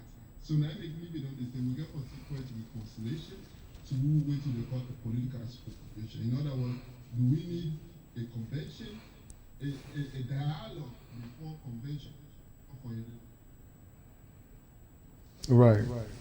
Or do we need a chop people and then later go to dialogue? But my general advice is if we do the other way around, we conduct election now at the convention, before later we handle with dialogue in terms of building relationship, which is the good way down they can go.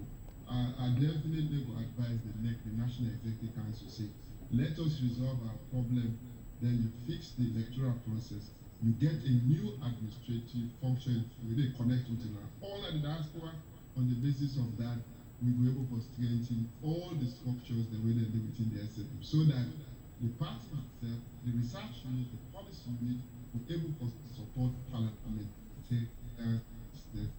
for things to develop for in terms of the Kenema issue, for example, and many other things that we will be able to end with what has a strong opposition. Now that would be my suggestion. Okay, so Doc, let's talk a little bit about the campaign for national unity, Sierra Leone, where now an organization where you don't found. I mean, the name sound very, very much attractive to me, particularly as somebody who get interest in national unity in the country, because only through national unity we will be able to achieve some of the developments that we want.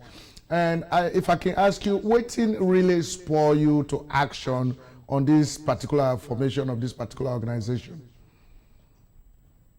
As I say, my brother, not to me one. Now by 2013, I mean, based on all the lessons that we may don't know through the war, will be small in this, some of the things that when they come out clearly from then to now, say waiting makes Salongo to war, waiting make people don't experience 2 years of Ebola from 2014 and now we done November 12. It clear say the way we do with political culture, what we call political culture, the way we do elections, the way we appoint people in our office there, the way we do business is full of tribalism, ethnicity, clan, waiting with man called nepotism and favoritism. You know to be party, you know to be brother from Kenema, and not go recruit you and work. Even if you get the qualification, you get the experience. Right. And also can say this not a theory. Maybe not in our government. In fact, then principle then they say we get for appoint people that based on the principle of good governance, such as sensitive to ethnic and regional balance with this city come up. All man will tell you, now make they talk about with colleagues the way the Student and National Security Office, the Central Intelligence Office, the Secret Service and Salon, now the criteria they know we put in place. Doing them 10 day, go commander war. Anybody who want to enter the army, enter the police, want to enter the Secret Service, the National Security Office, let alone immigration and other places, we make sure that that particular sector they will be very sensitive to criteria and what they say.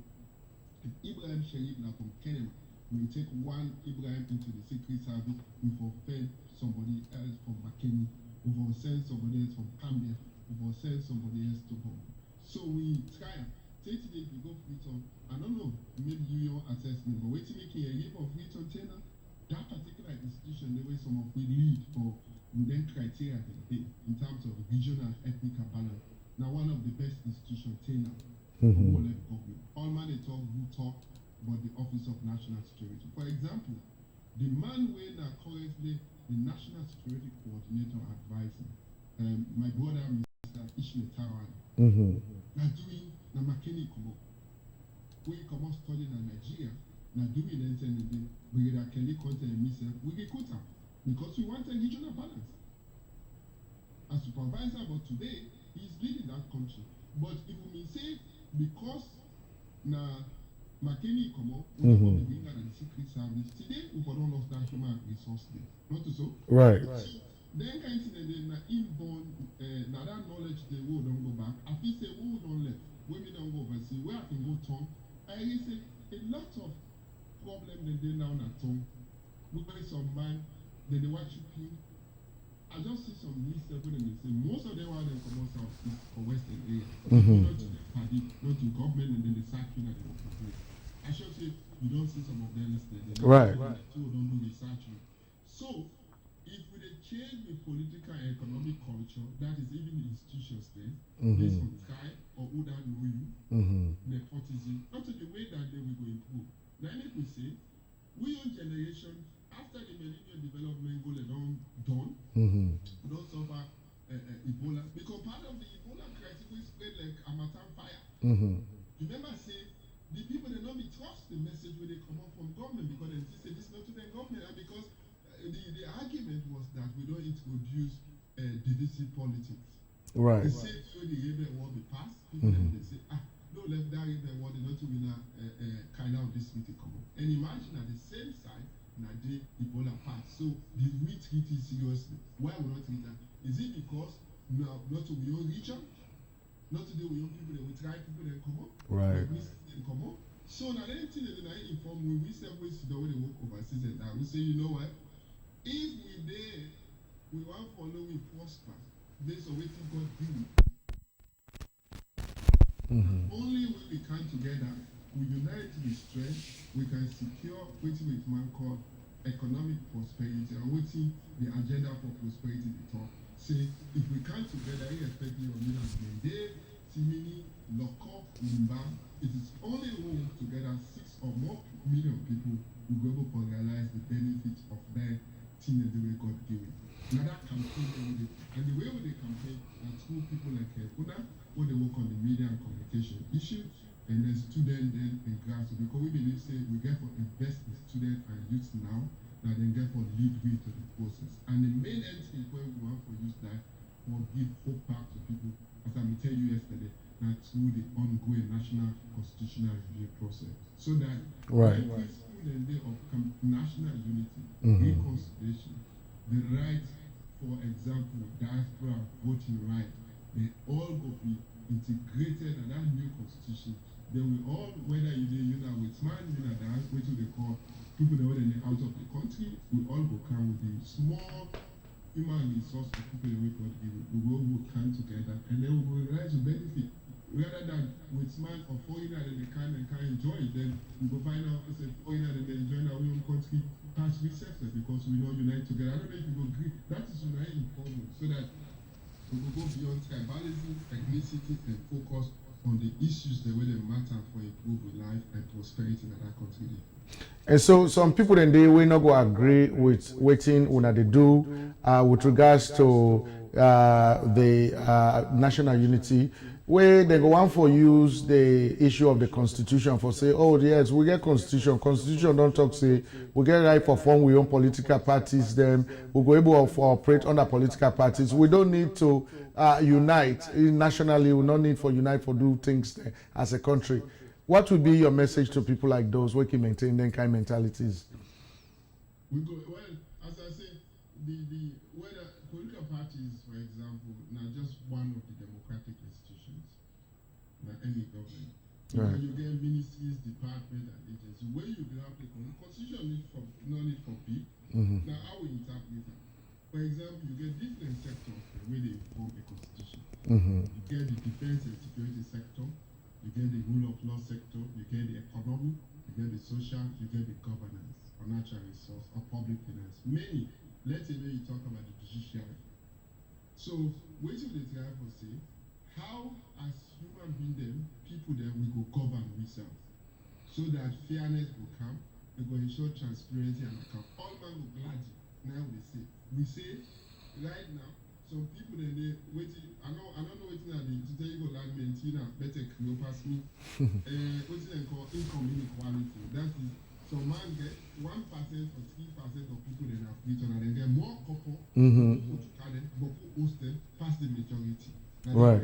Why? One of the factors of finance say, hey, we they generate iron ore couple, bauxite couple, water and money, cocoa coffee. We will send our and they want to call external earning, we get a kind of domestic revenue. Like you not gonna believe from 2011 to 2030, okay, you say now we're going to start the highest gross domestic product for all countries and 16 West African states, 21%. Wow. But as we said, the question is how inclusive, how the poor man whether na jujuma, how he benefit from that couple, the good type couple. Now that are the talk. Okay. And the point is then you don't talk say you can debate some of that money for no put on the roads na Kenema. No, that's what you are complaining. So it is because of with the practice which we call politics of divisiveness. In other words, you divide and you don't put money there, you don't put the couple. Now Kenema for them make them go there because Kenema not support your political party. So that is disunity. So the opposite of that, now they say, when we campaign for national unity, if we unite, we stay together, we work together, we will always God equally so that all man will benefit. Why are you speaking at the end of the college right now? When, for example, give people the student loan. When they college, then they pay small education and they do that. But we don't get the opportunity for the student then. The issues of look how the university college day, look how the college day. Right. Why are we discriminating against them? We need to unite. Let me can say we therefore unite with strength. And even at the fishing sector, okay, one the formula of they call it CPUE, catch per unit of effort. When the fishermen they go fishing, they get forget in boat, they get forget in net, Right. they get forget in horsepower, either 15 to 25 horsepower. Now that combination then cool people. If they don't work together with a unity of effort, they don't go for catch and then prosper their family and buy one bag dress or two bag dress. So it is only when we unite together like fisherman inside boat with the engineer that we all will benefit together. I don't know if it makes sense. Right. And so the organization we don't put together now for national unity is who's a headquarter? Is it all over the world or a concentrate in Sierra Leone or Europe or America? What is the structure?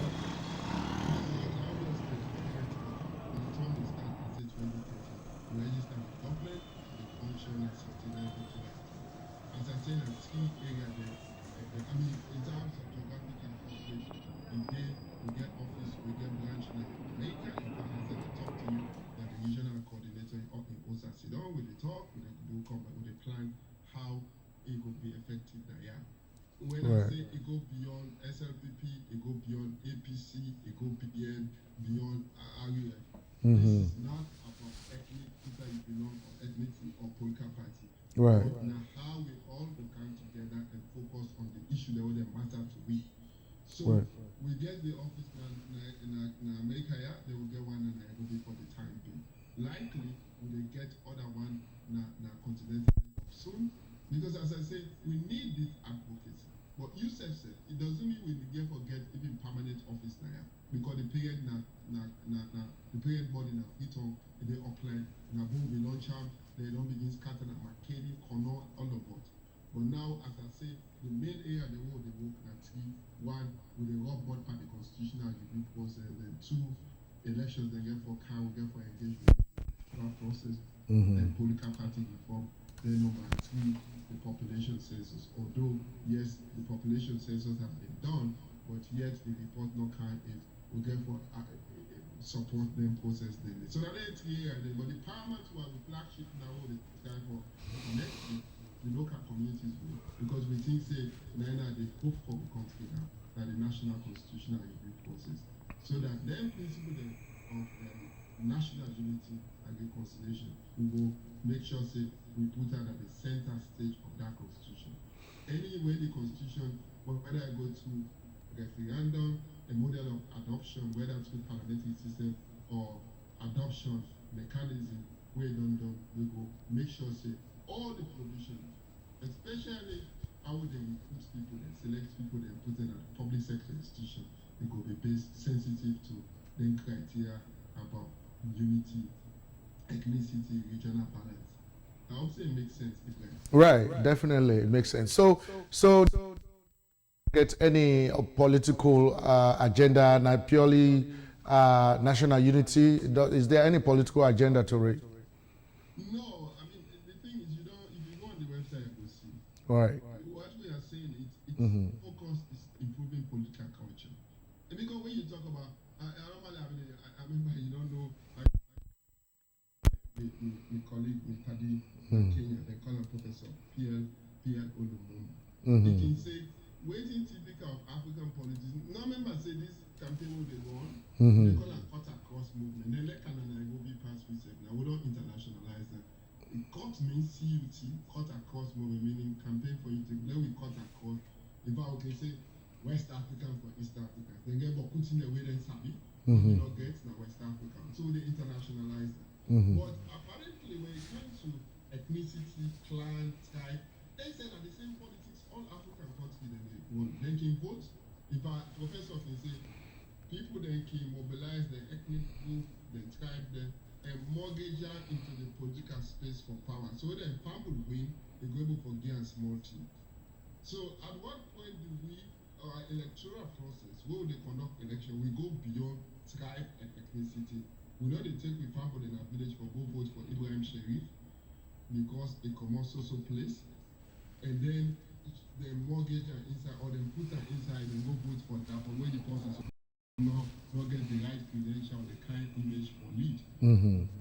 However, then we focus on the issues where they affect you. Right. The campaign issues, now they don't see the way they talk about so. The MP in Kenema, the MP there, was he able to advocate for the roads to be maintenance and repair in Kenema? Did he do well in Parliament? The mayor of the city. Then we all level accounting. And the way they take out for election, now they suffer. They will say, if you go take out, only Latin America go take out somebody else. Or Right. take out medical. Right. You see, I say, remember move, because at the end of the day, then they appoint you on what you call public choice. Okay, so Doc. Apply, they apply. Now voters, they vote for you. So if you not perform, you never for dependent, the man, wallahi, you therefore stand away. We'll go make sure say we get the right people that are the place. And so, Doc, according to with knowledge, me own particular knowledge about you and some of the professional experiences the way you get around the globe, I get for name some Naya for the benefit of some of we viewers then we get interest for really know who than are you. You now acting national security coordinator for the government of Sierra Leone. You now been the chief of staff in the office of the president, Amati Jankaba. You were director of the monitoring and oversight department, ONS, office of the president of Sierra Leone. You were head of the planning, monitoring and evaluation unit of the government of Sierra Leone and European Union Natural Resource Governance Program, Ministry of Agriculture, Fisheries and Marine Resources. You were head of the UNDP Governance, Justice and Rule of Law portfolio in Sierra Leone, where your main priority was to support political parties and electoral systems, to reform, support to youth and decentralization, human rights, justice and rule of law issues in post-conflict Sierra Leone. Now, you were also director and chief technical advisor for the United Nations Development Program, UNDP, at the Economic Community of West African States, that's ECOWAS, on peace and regional security threats, such as small arms and light weapons. Then you were also senior security advisor at the Geneva Center for Democratic Control of Armed Forces International Security Sector Advisory Team based in Geneva, Switzerland. Then you were chief director at the United Nations Political Office for Somalia. And lately now, you're a senior stabilization advisor to the African Union Commission to enhance the implementation of the joint UN World Bank AU partnership program on defense and security issues such as stabilization, DDR, etc., etc. So, Brian, you're a senior man. Now, if the people of Sierra Leone gather together and come to you, they say because of all the experiences, the way you get, the country they go in a wrong direction, we want you for let you be with next president of Sierra Leone. What do you go say?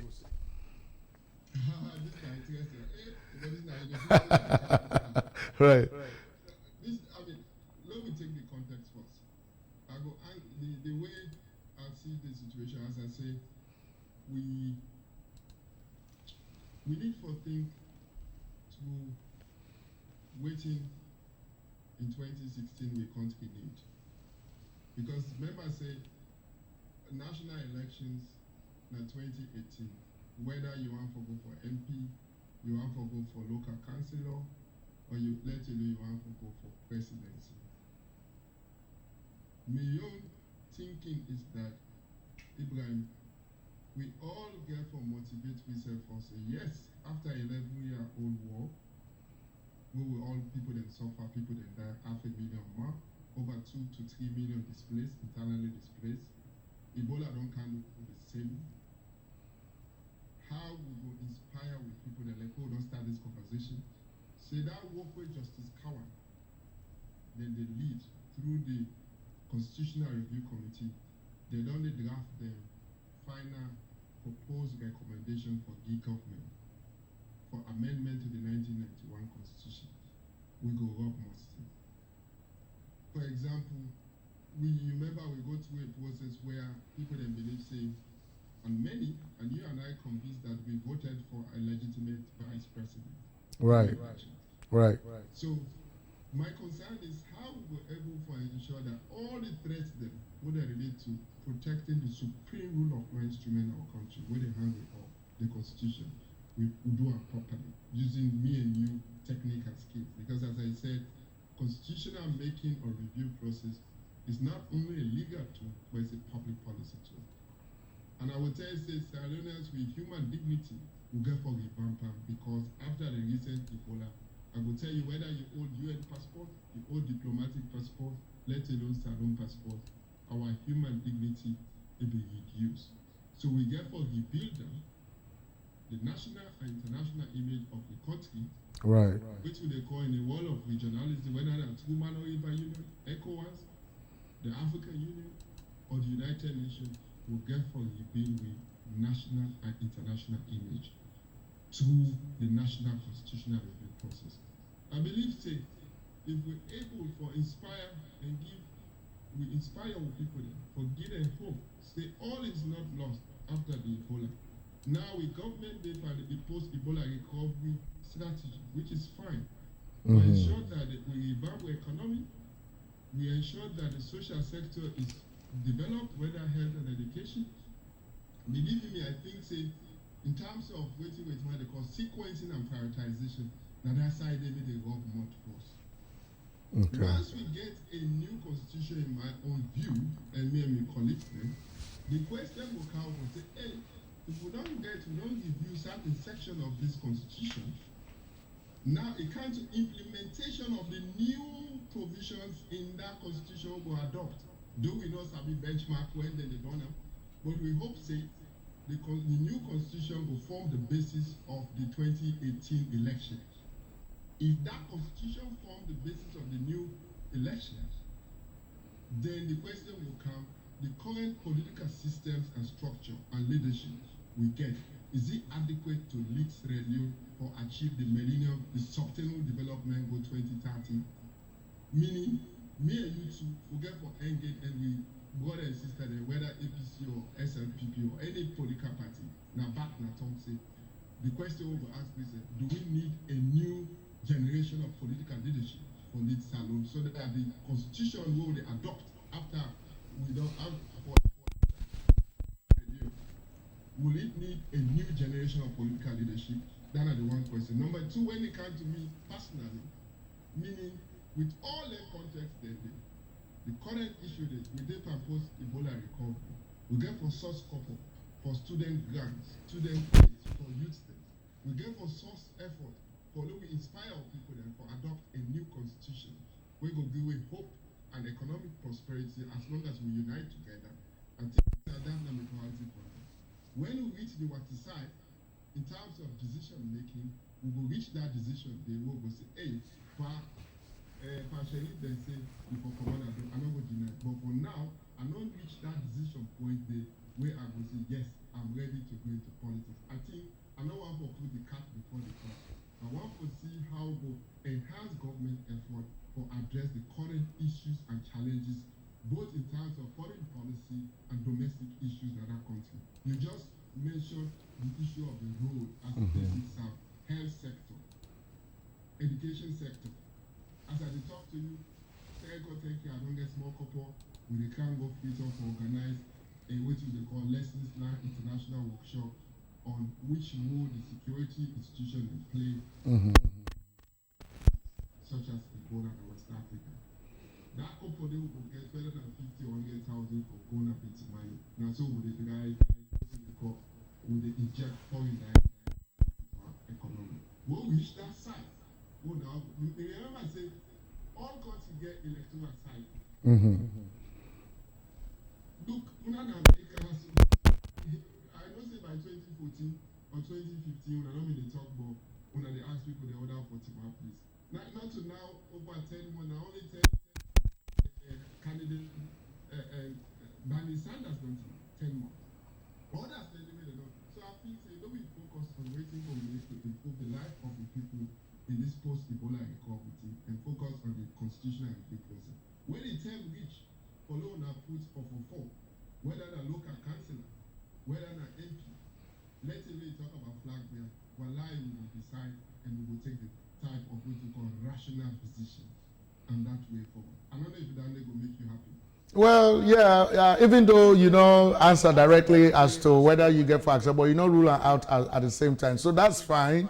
It is acceptable, but we just know that you have a lot of resources where you go able for share with we. So finally, my final question to you is, you want for assure some of we will come out now the Kenema area for say when you happen for go na Kenema, you go initiate an effort for talk with the authorities in Kenema as to how we're not go able for move forward with at least trying to get their roads reconstructed, sir.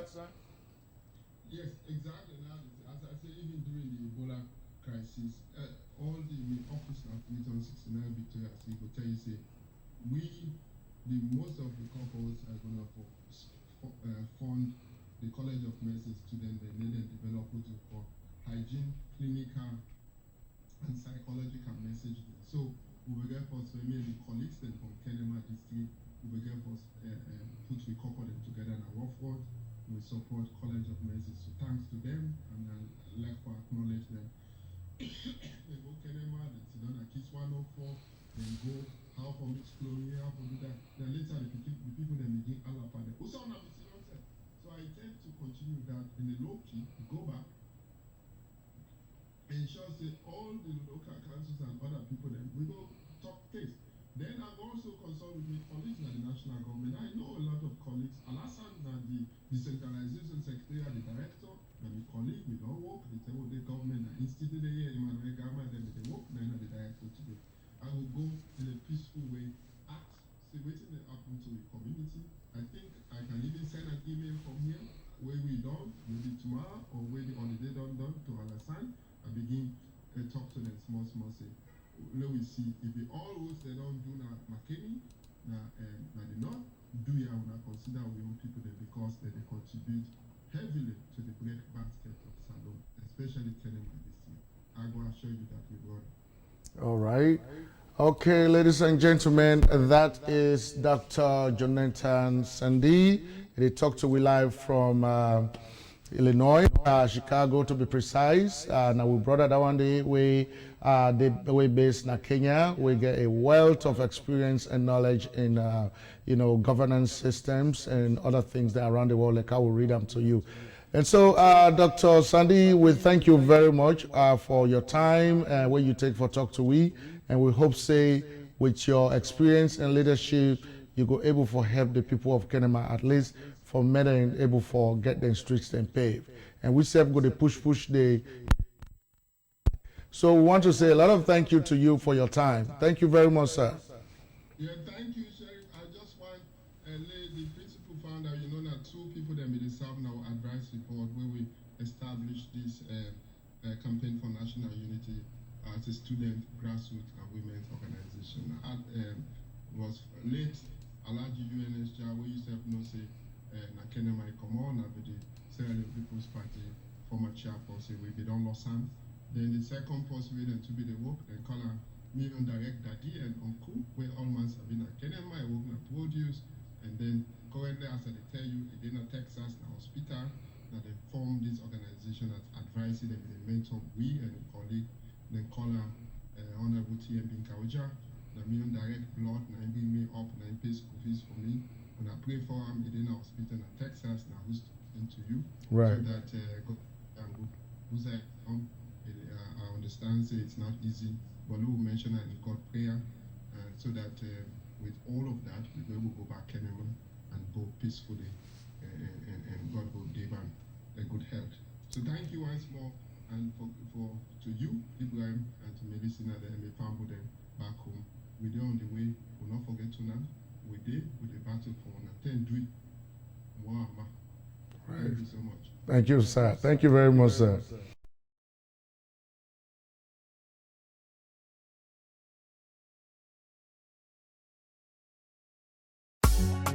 As women, we celebrate the act of courage and determination by ordinary women.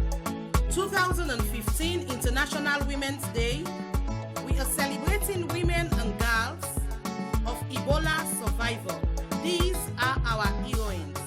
56% of women and children are affected by Ebola. Children as orphans and women as widows. Don't stigmatize them. Give them livelihood supports. Make them have hope for reintegration. Welcome and embrace them in their communities. Make it happen. You can make it happen. Oh. For we women and begin them inside so long today. Ebola come home and kill woman and begin them. So you can make it happen inside so long today. Let us give hope to the hopeless and future to those people think they are futureless. For surviving makes you a victor. Oh, no matter who you be, your tribe or your color, at time like this, let we come together. You wonder where the sick be meet, let we join and encourage them, let we not push them away. Okay, now we for make them happen. Let we treat the survivors like we own blood family. So not stigmatize Ebola widows and orphans. Cause trust me, now we for be examples. Ebola seba misi korayo. Wati beke that's with the baby kid them.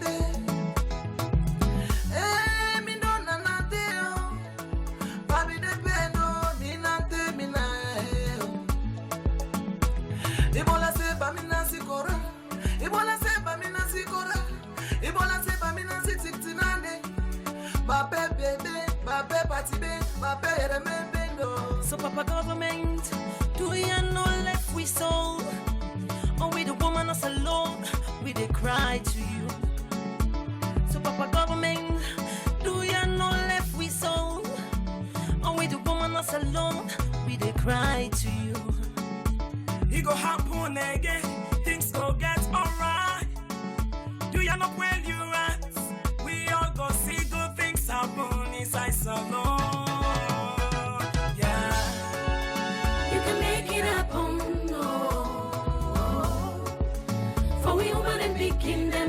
So long today, Ebola come home and kill human and kingdom. So you can make it happen inside so long today.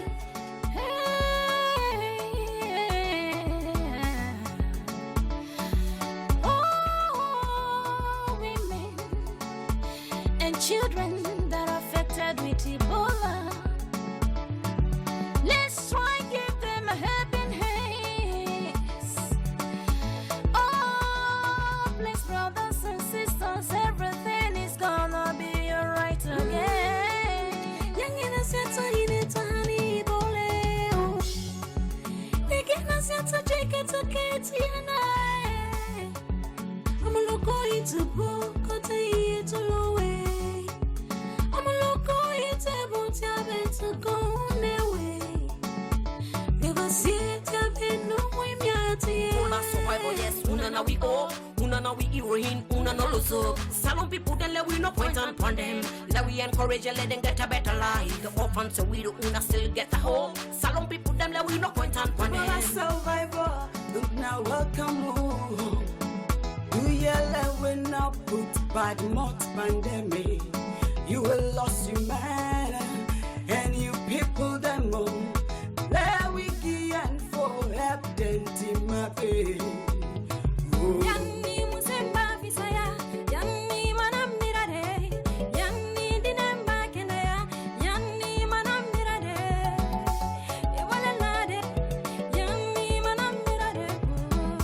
This not for the woman them. We don't survive this deadly Ebola. Make sure them all the love and care. Make them know say we're self we are here. I'm singing for the orphan children. Let's give them a place to live. Let we all them. We to Anna, we mama them. Yeah. So do ya let we all them. We to Anna, we sister them. Yeah, yeah. Salon go back back. Salon go right back. One day, one day. Salon go back back. Salon go right back. One day, one day. You can make it happen. Oh, we can make it happen. Salon woman, them don't come for we people. We don't well, bandits, Ebola, help them rise and shine again. Oh, oh, so long. Saf mabo marita specs nenu sutara toka pada tuode do ponsunu yanga nga panga nga marita salinu ate puene be mala ne cheboka ku stebola nenga mala nenga kamantaka toka pasasi ngang.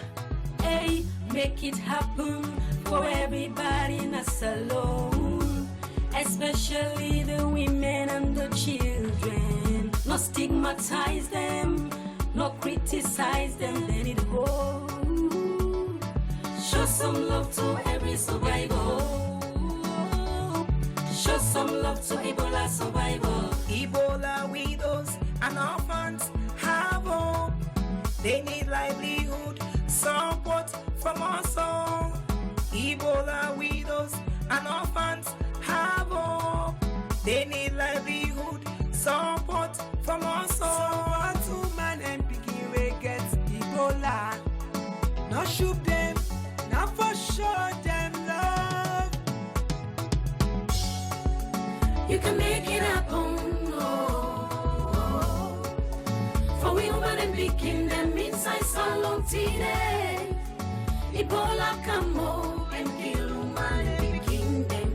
So you can make it happen inside salon today. We just want to say thank you to the government of Sierra Leone, the Ministry of Social Welfare, the gender person to the President, Madam Nancy Fofana, and the women of Sierra Leone. We say thank you from the Sierra Leone female musicians. You can make it happen. Oh, we can make it happen.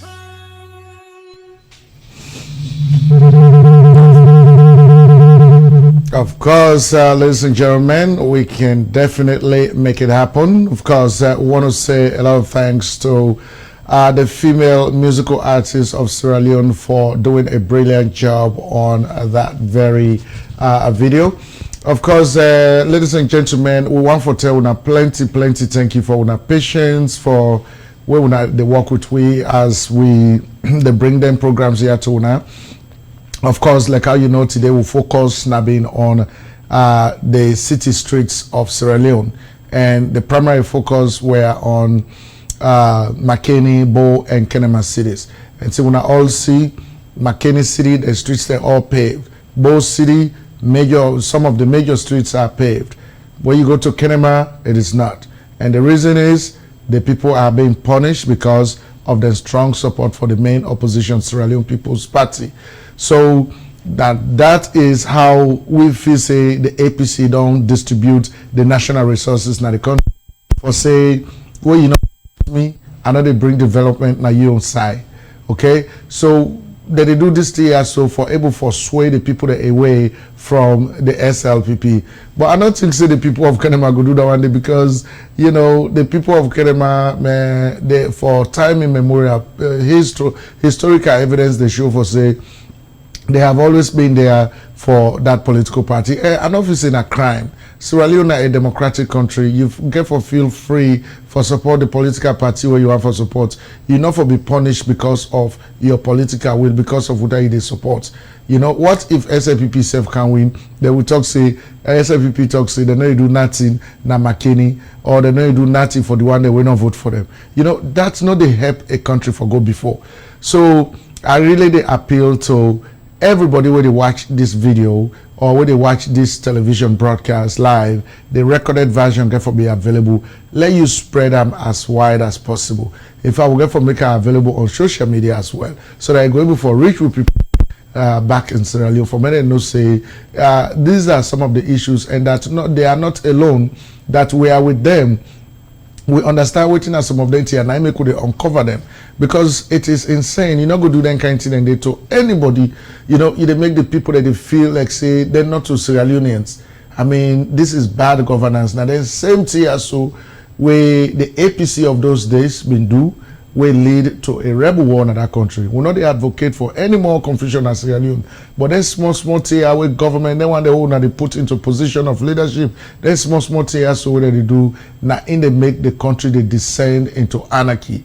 You know, so we're glad that we're able to bring our young brother, when our Dr. Jonathan Sandy, when our man we get vast knowledge and experience in governance systems, we're able to can talk to we about some of the things that will go on in the country and waiting at the best solution. So the SLPP parliamentarians that when I don't fail the party because, or when I don't fail the people that we vote for now, because we're not able to advocate for basic needs, basic amenities that we forget. You know, so if we say when I need for wake up and when I need for doing a job, or else the people then go get rid of, all right, by not voting for you anymore. So we'll get for bring you a few videos about leadership in Africa, and then after that, that will be the end of this broadcast tonight. And so next week we're gonna bring you something else about the Constitutional Review Committee and the sacking of the mayor in Kono by the Deputy Minister of Local Government, Diana Konomanyi. We'll get for talk to that mayor they live from Freetown, and we are also going to delve into some of those issues. So we want for me stay tuned as we bring some of them shows there to you. All right. So we want you to stick around as we bring you some more important videos about how we for govern Africa. All right. Let me be honest with you. I do not understand this.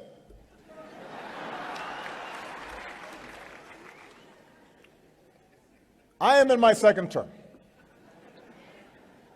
It has been an extraordinary privilege for me to serve as the President of the United States. I cannot imagine a greater honor or a more interesting job. I love my work. But under our Constitution, I cannot run again. I can't run again. I actually think I'm a pretty good president. I think if I ran, I could win. But I can't.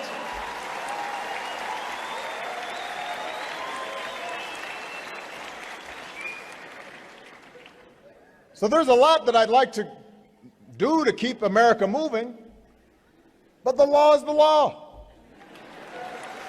And no one person is above the law, not even the president.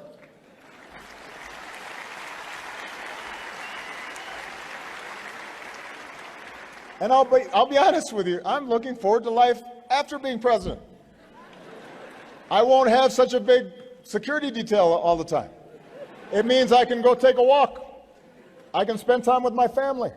I can find other ways to serve. I can visit Africa more often.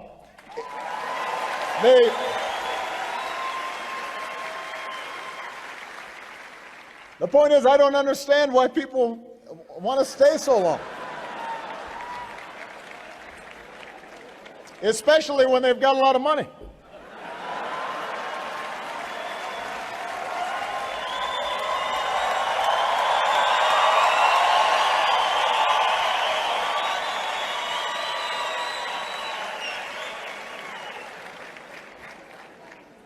When a leader tries to change the rules in the middle of the game just to stay in office, it risks instability and strife, as we've seen in Burundi.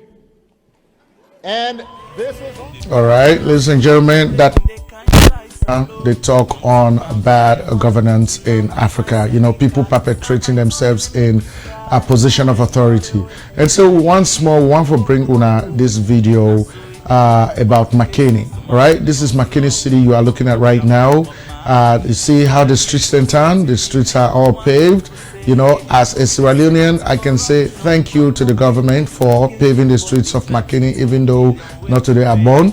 But I'm glad for the people of McKinney, because Sierra Leone is Sierra Leone. We are all Sierra Leoneans. You know, we cannot say we are only going to be happy when they fix our own area.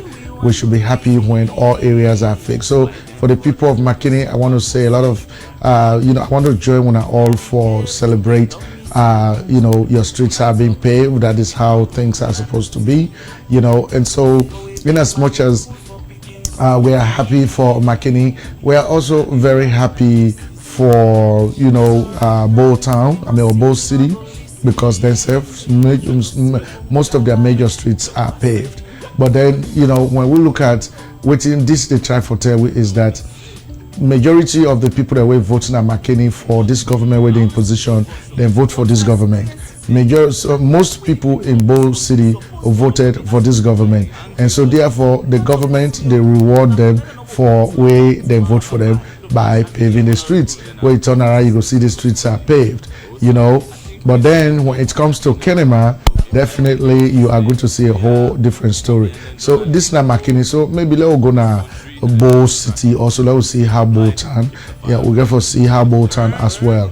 I mean, because we want to bring to a fair assessment. Let you just see some of the things that way they go on, and so that you go really get a feel, because seeing is believing. All right. So let's see Bow City back. We don't see McKinney. So now let's see Bow and see how Bow look like. You see the streets are also paved here.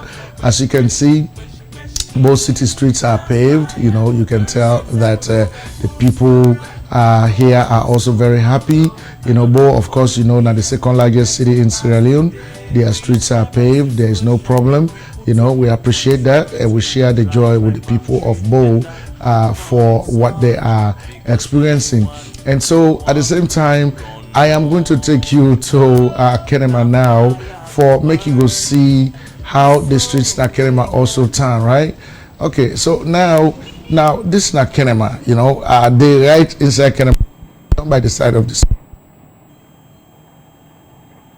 You self see this. I mean, the two streets that we don't see, the McKinney streets, the Bow streets, this is not Kenema. And by politics, we know say Kenema overwhelmingly vote for the Sierra Leone People's Party. So because of that, the government in power now, when at the APC, they punish the people them by not paying attention to their streets. So you see how the streets in town, are you seeing this? I mean, look at this and tell me if this is how Sierra Leone is supposed to develop. Now, then kind governance systems they are we need for put in place for make the country go before. We possibly not vote for you, so you not go take care of your own place. So I hope say the government of Sierra Leone, headed by His Excellency Dr. Ernest Bai Kroma, they watch waiting we they look at right now for see a clear distinction between waiting they don't do na McKinney and Bow and waiting they didn't do na Kenema. So now that now the focus of we pardon me. Now that's not the focus of we broadcast this week. We're glad for Brian Cantona, you know, because this is very appalling. So once more, Mina Ibrahim Sharif, but before that, we get for now bring una the answer to the riddle, okay? And so let us do that. The answer will get to your riddle. We are going to bring it now so you can see it. All right, but before that, let us see what we have here. All right. Okay. So the riddle we've been given now this now the riddle, right? This was the riddle we showed you, but then what is the riddle actually? The riddle is that what has one eye but doesn't see? I mean, can you imagine what you get one eye but another see? I mean, what has one eye but doesn't see? So I don't know if anybody will get answer to this riddle, you know, because I still try to figure out, nobody not call we. So I don't know if anybody gets an answer to this riddle. But as far as I'm concerned, nobody has called us. So definitely we are not sure if people have any idea as to what the answer is to this riddle. Right? So basically, what we are going to do here, as we can always do, we bring you answers to the riddle, you know. So we get for now bring you an answer to this riddle. What has one eye but doesn't see? And of course, the answer to that riddle is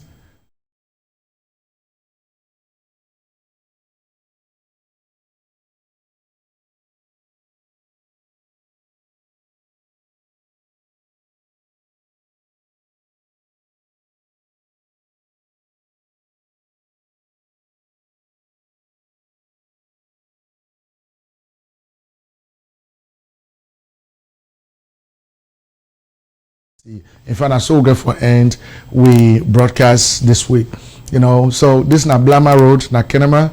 You see how Blama Road turn? Now this is na Blama Road. Now the main street this way come up Freetown, Bow. Now the main street this way they use for enter inside Kenema. You see how it look like? Any motor way buy and I get for Puel. The people there they get punished. I mean during the dry season, now dust. Then call Kenema Dust City. Because any motorcar pass now dust the rise, and with that dust the rise, you know what they happen? They go inside people their nose, they go inside their lungs, they go inside their system, people get sick. All right. So in other words, well anyway, let's talk about the rainy season back. When the rainy season come back, this whole thing they see they turn to poto, it turn to potholes.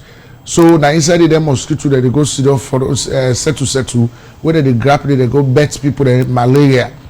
So in other words, if the government say in order to fix the roads in Kenema, the government they actually indirectly plant stuff the way they kill the people of Kenema. Because when they inhale then dust them go inside their lungs, then they sick, they not get better medicine for men them, they are going to end up dying. And how about the malaria where they catch out of the pothole they went through rainy season, where the poto they sit down, mosquito then go inside, grab they go bet people they catch malaria, medicine or they then die. That is also so. Instead of the government, they actually help the people then for them come out of their problems. The government is actually planting deadly devices for kill the people there. That is what we see. I mean, nobody not going to deny that. You're not going to talk with the makeup story. Would show you yourself don't see. All right. So once more, I want to say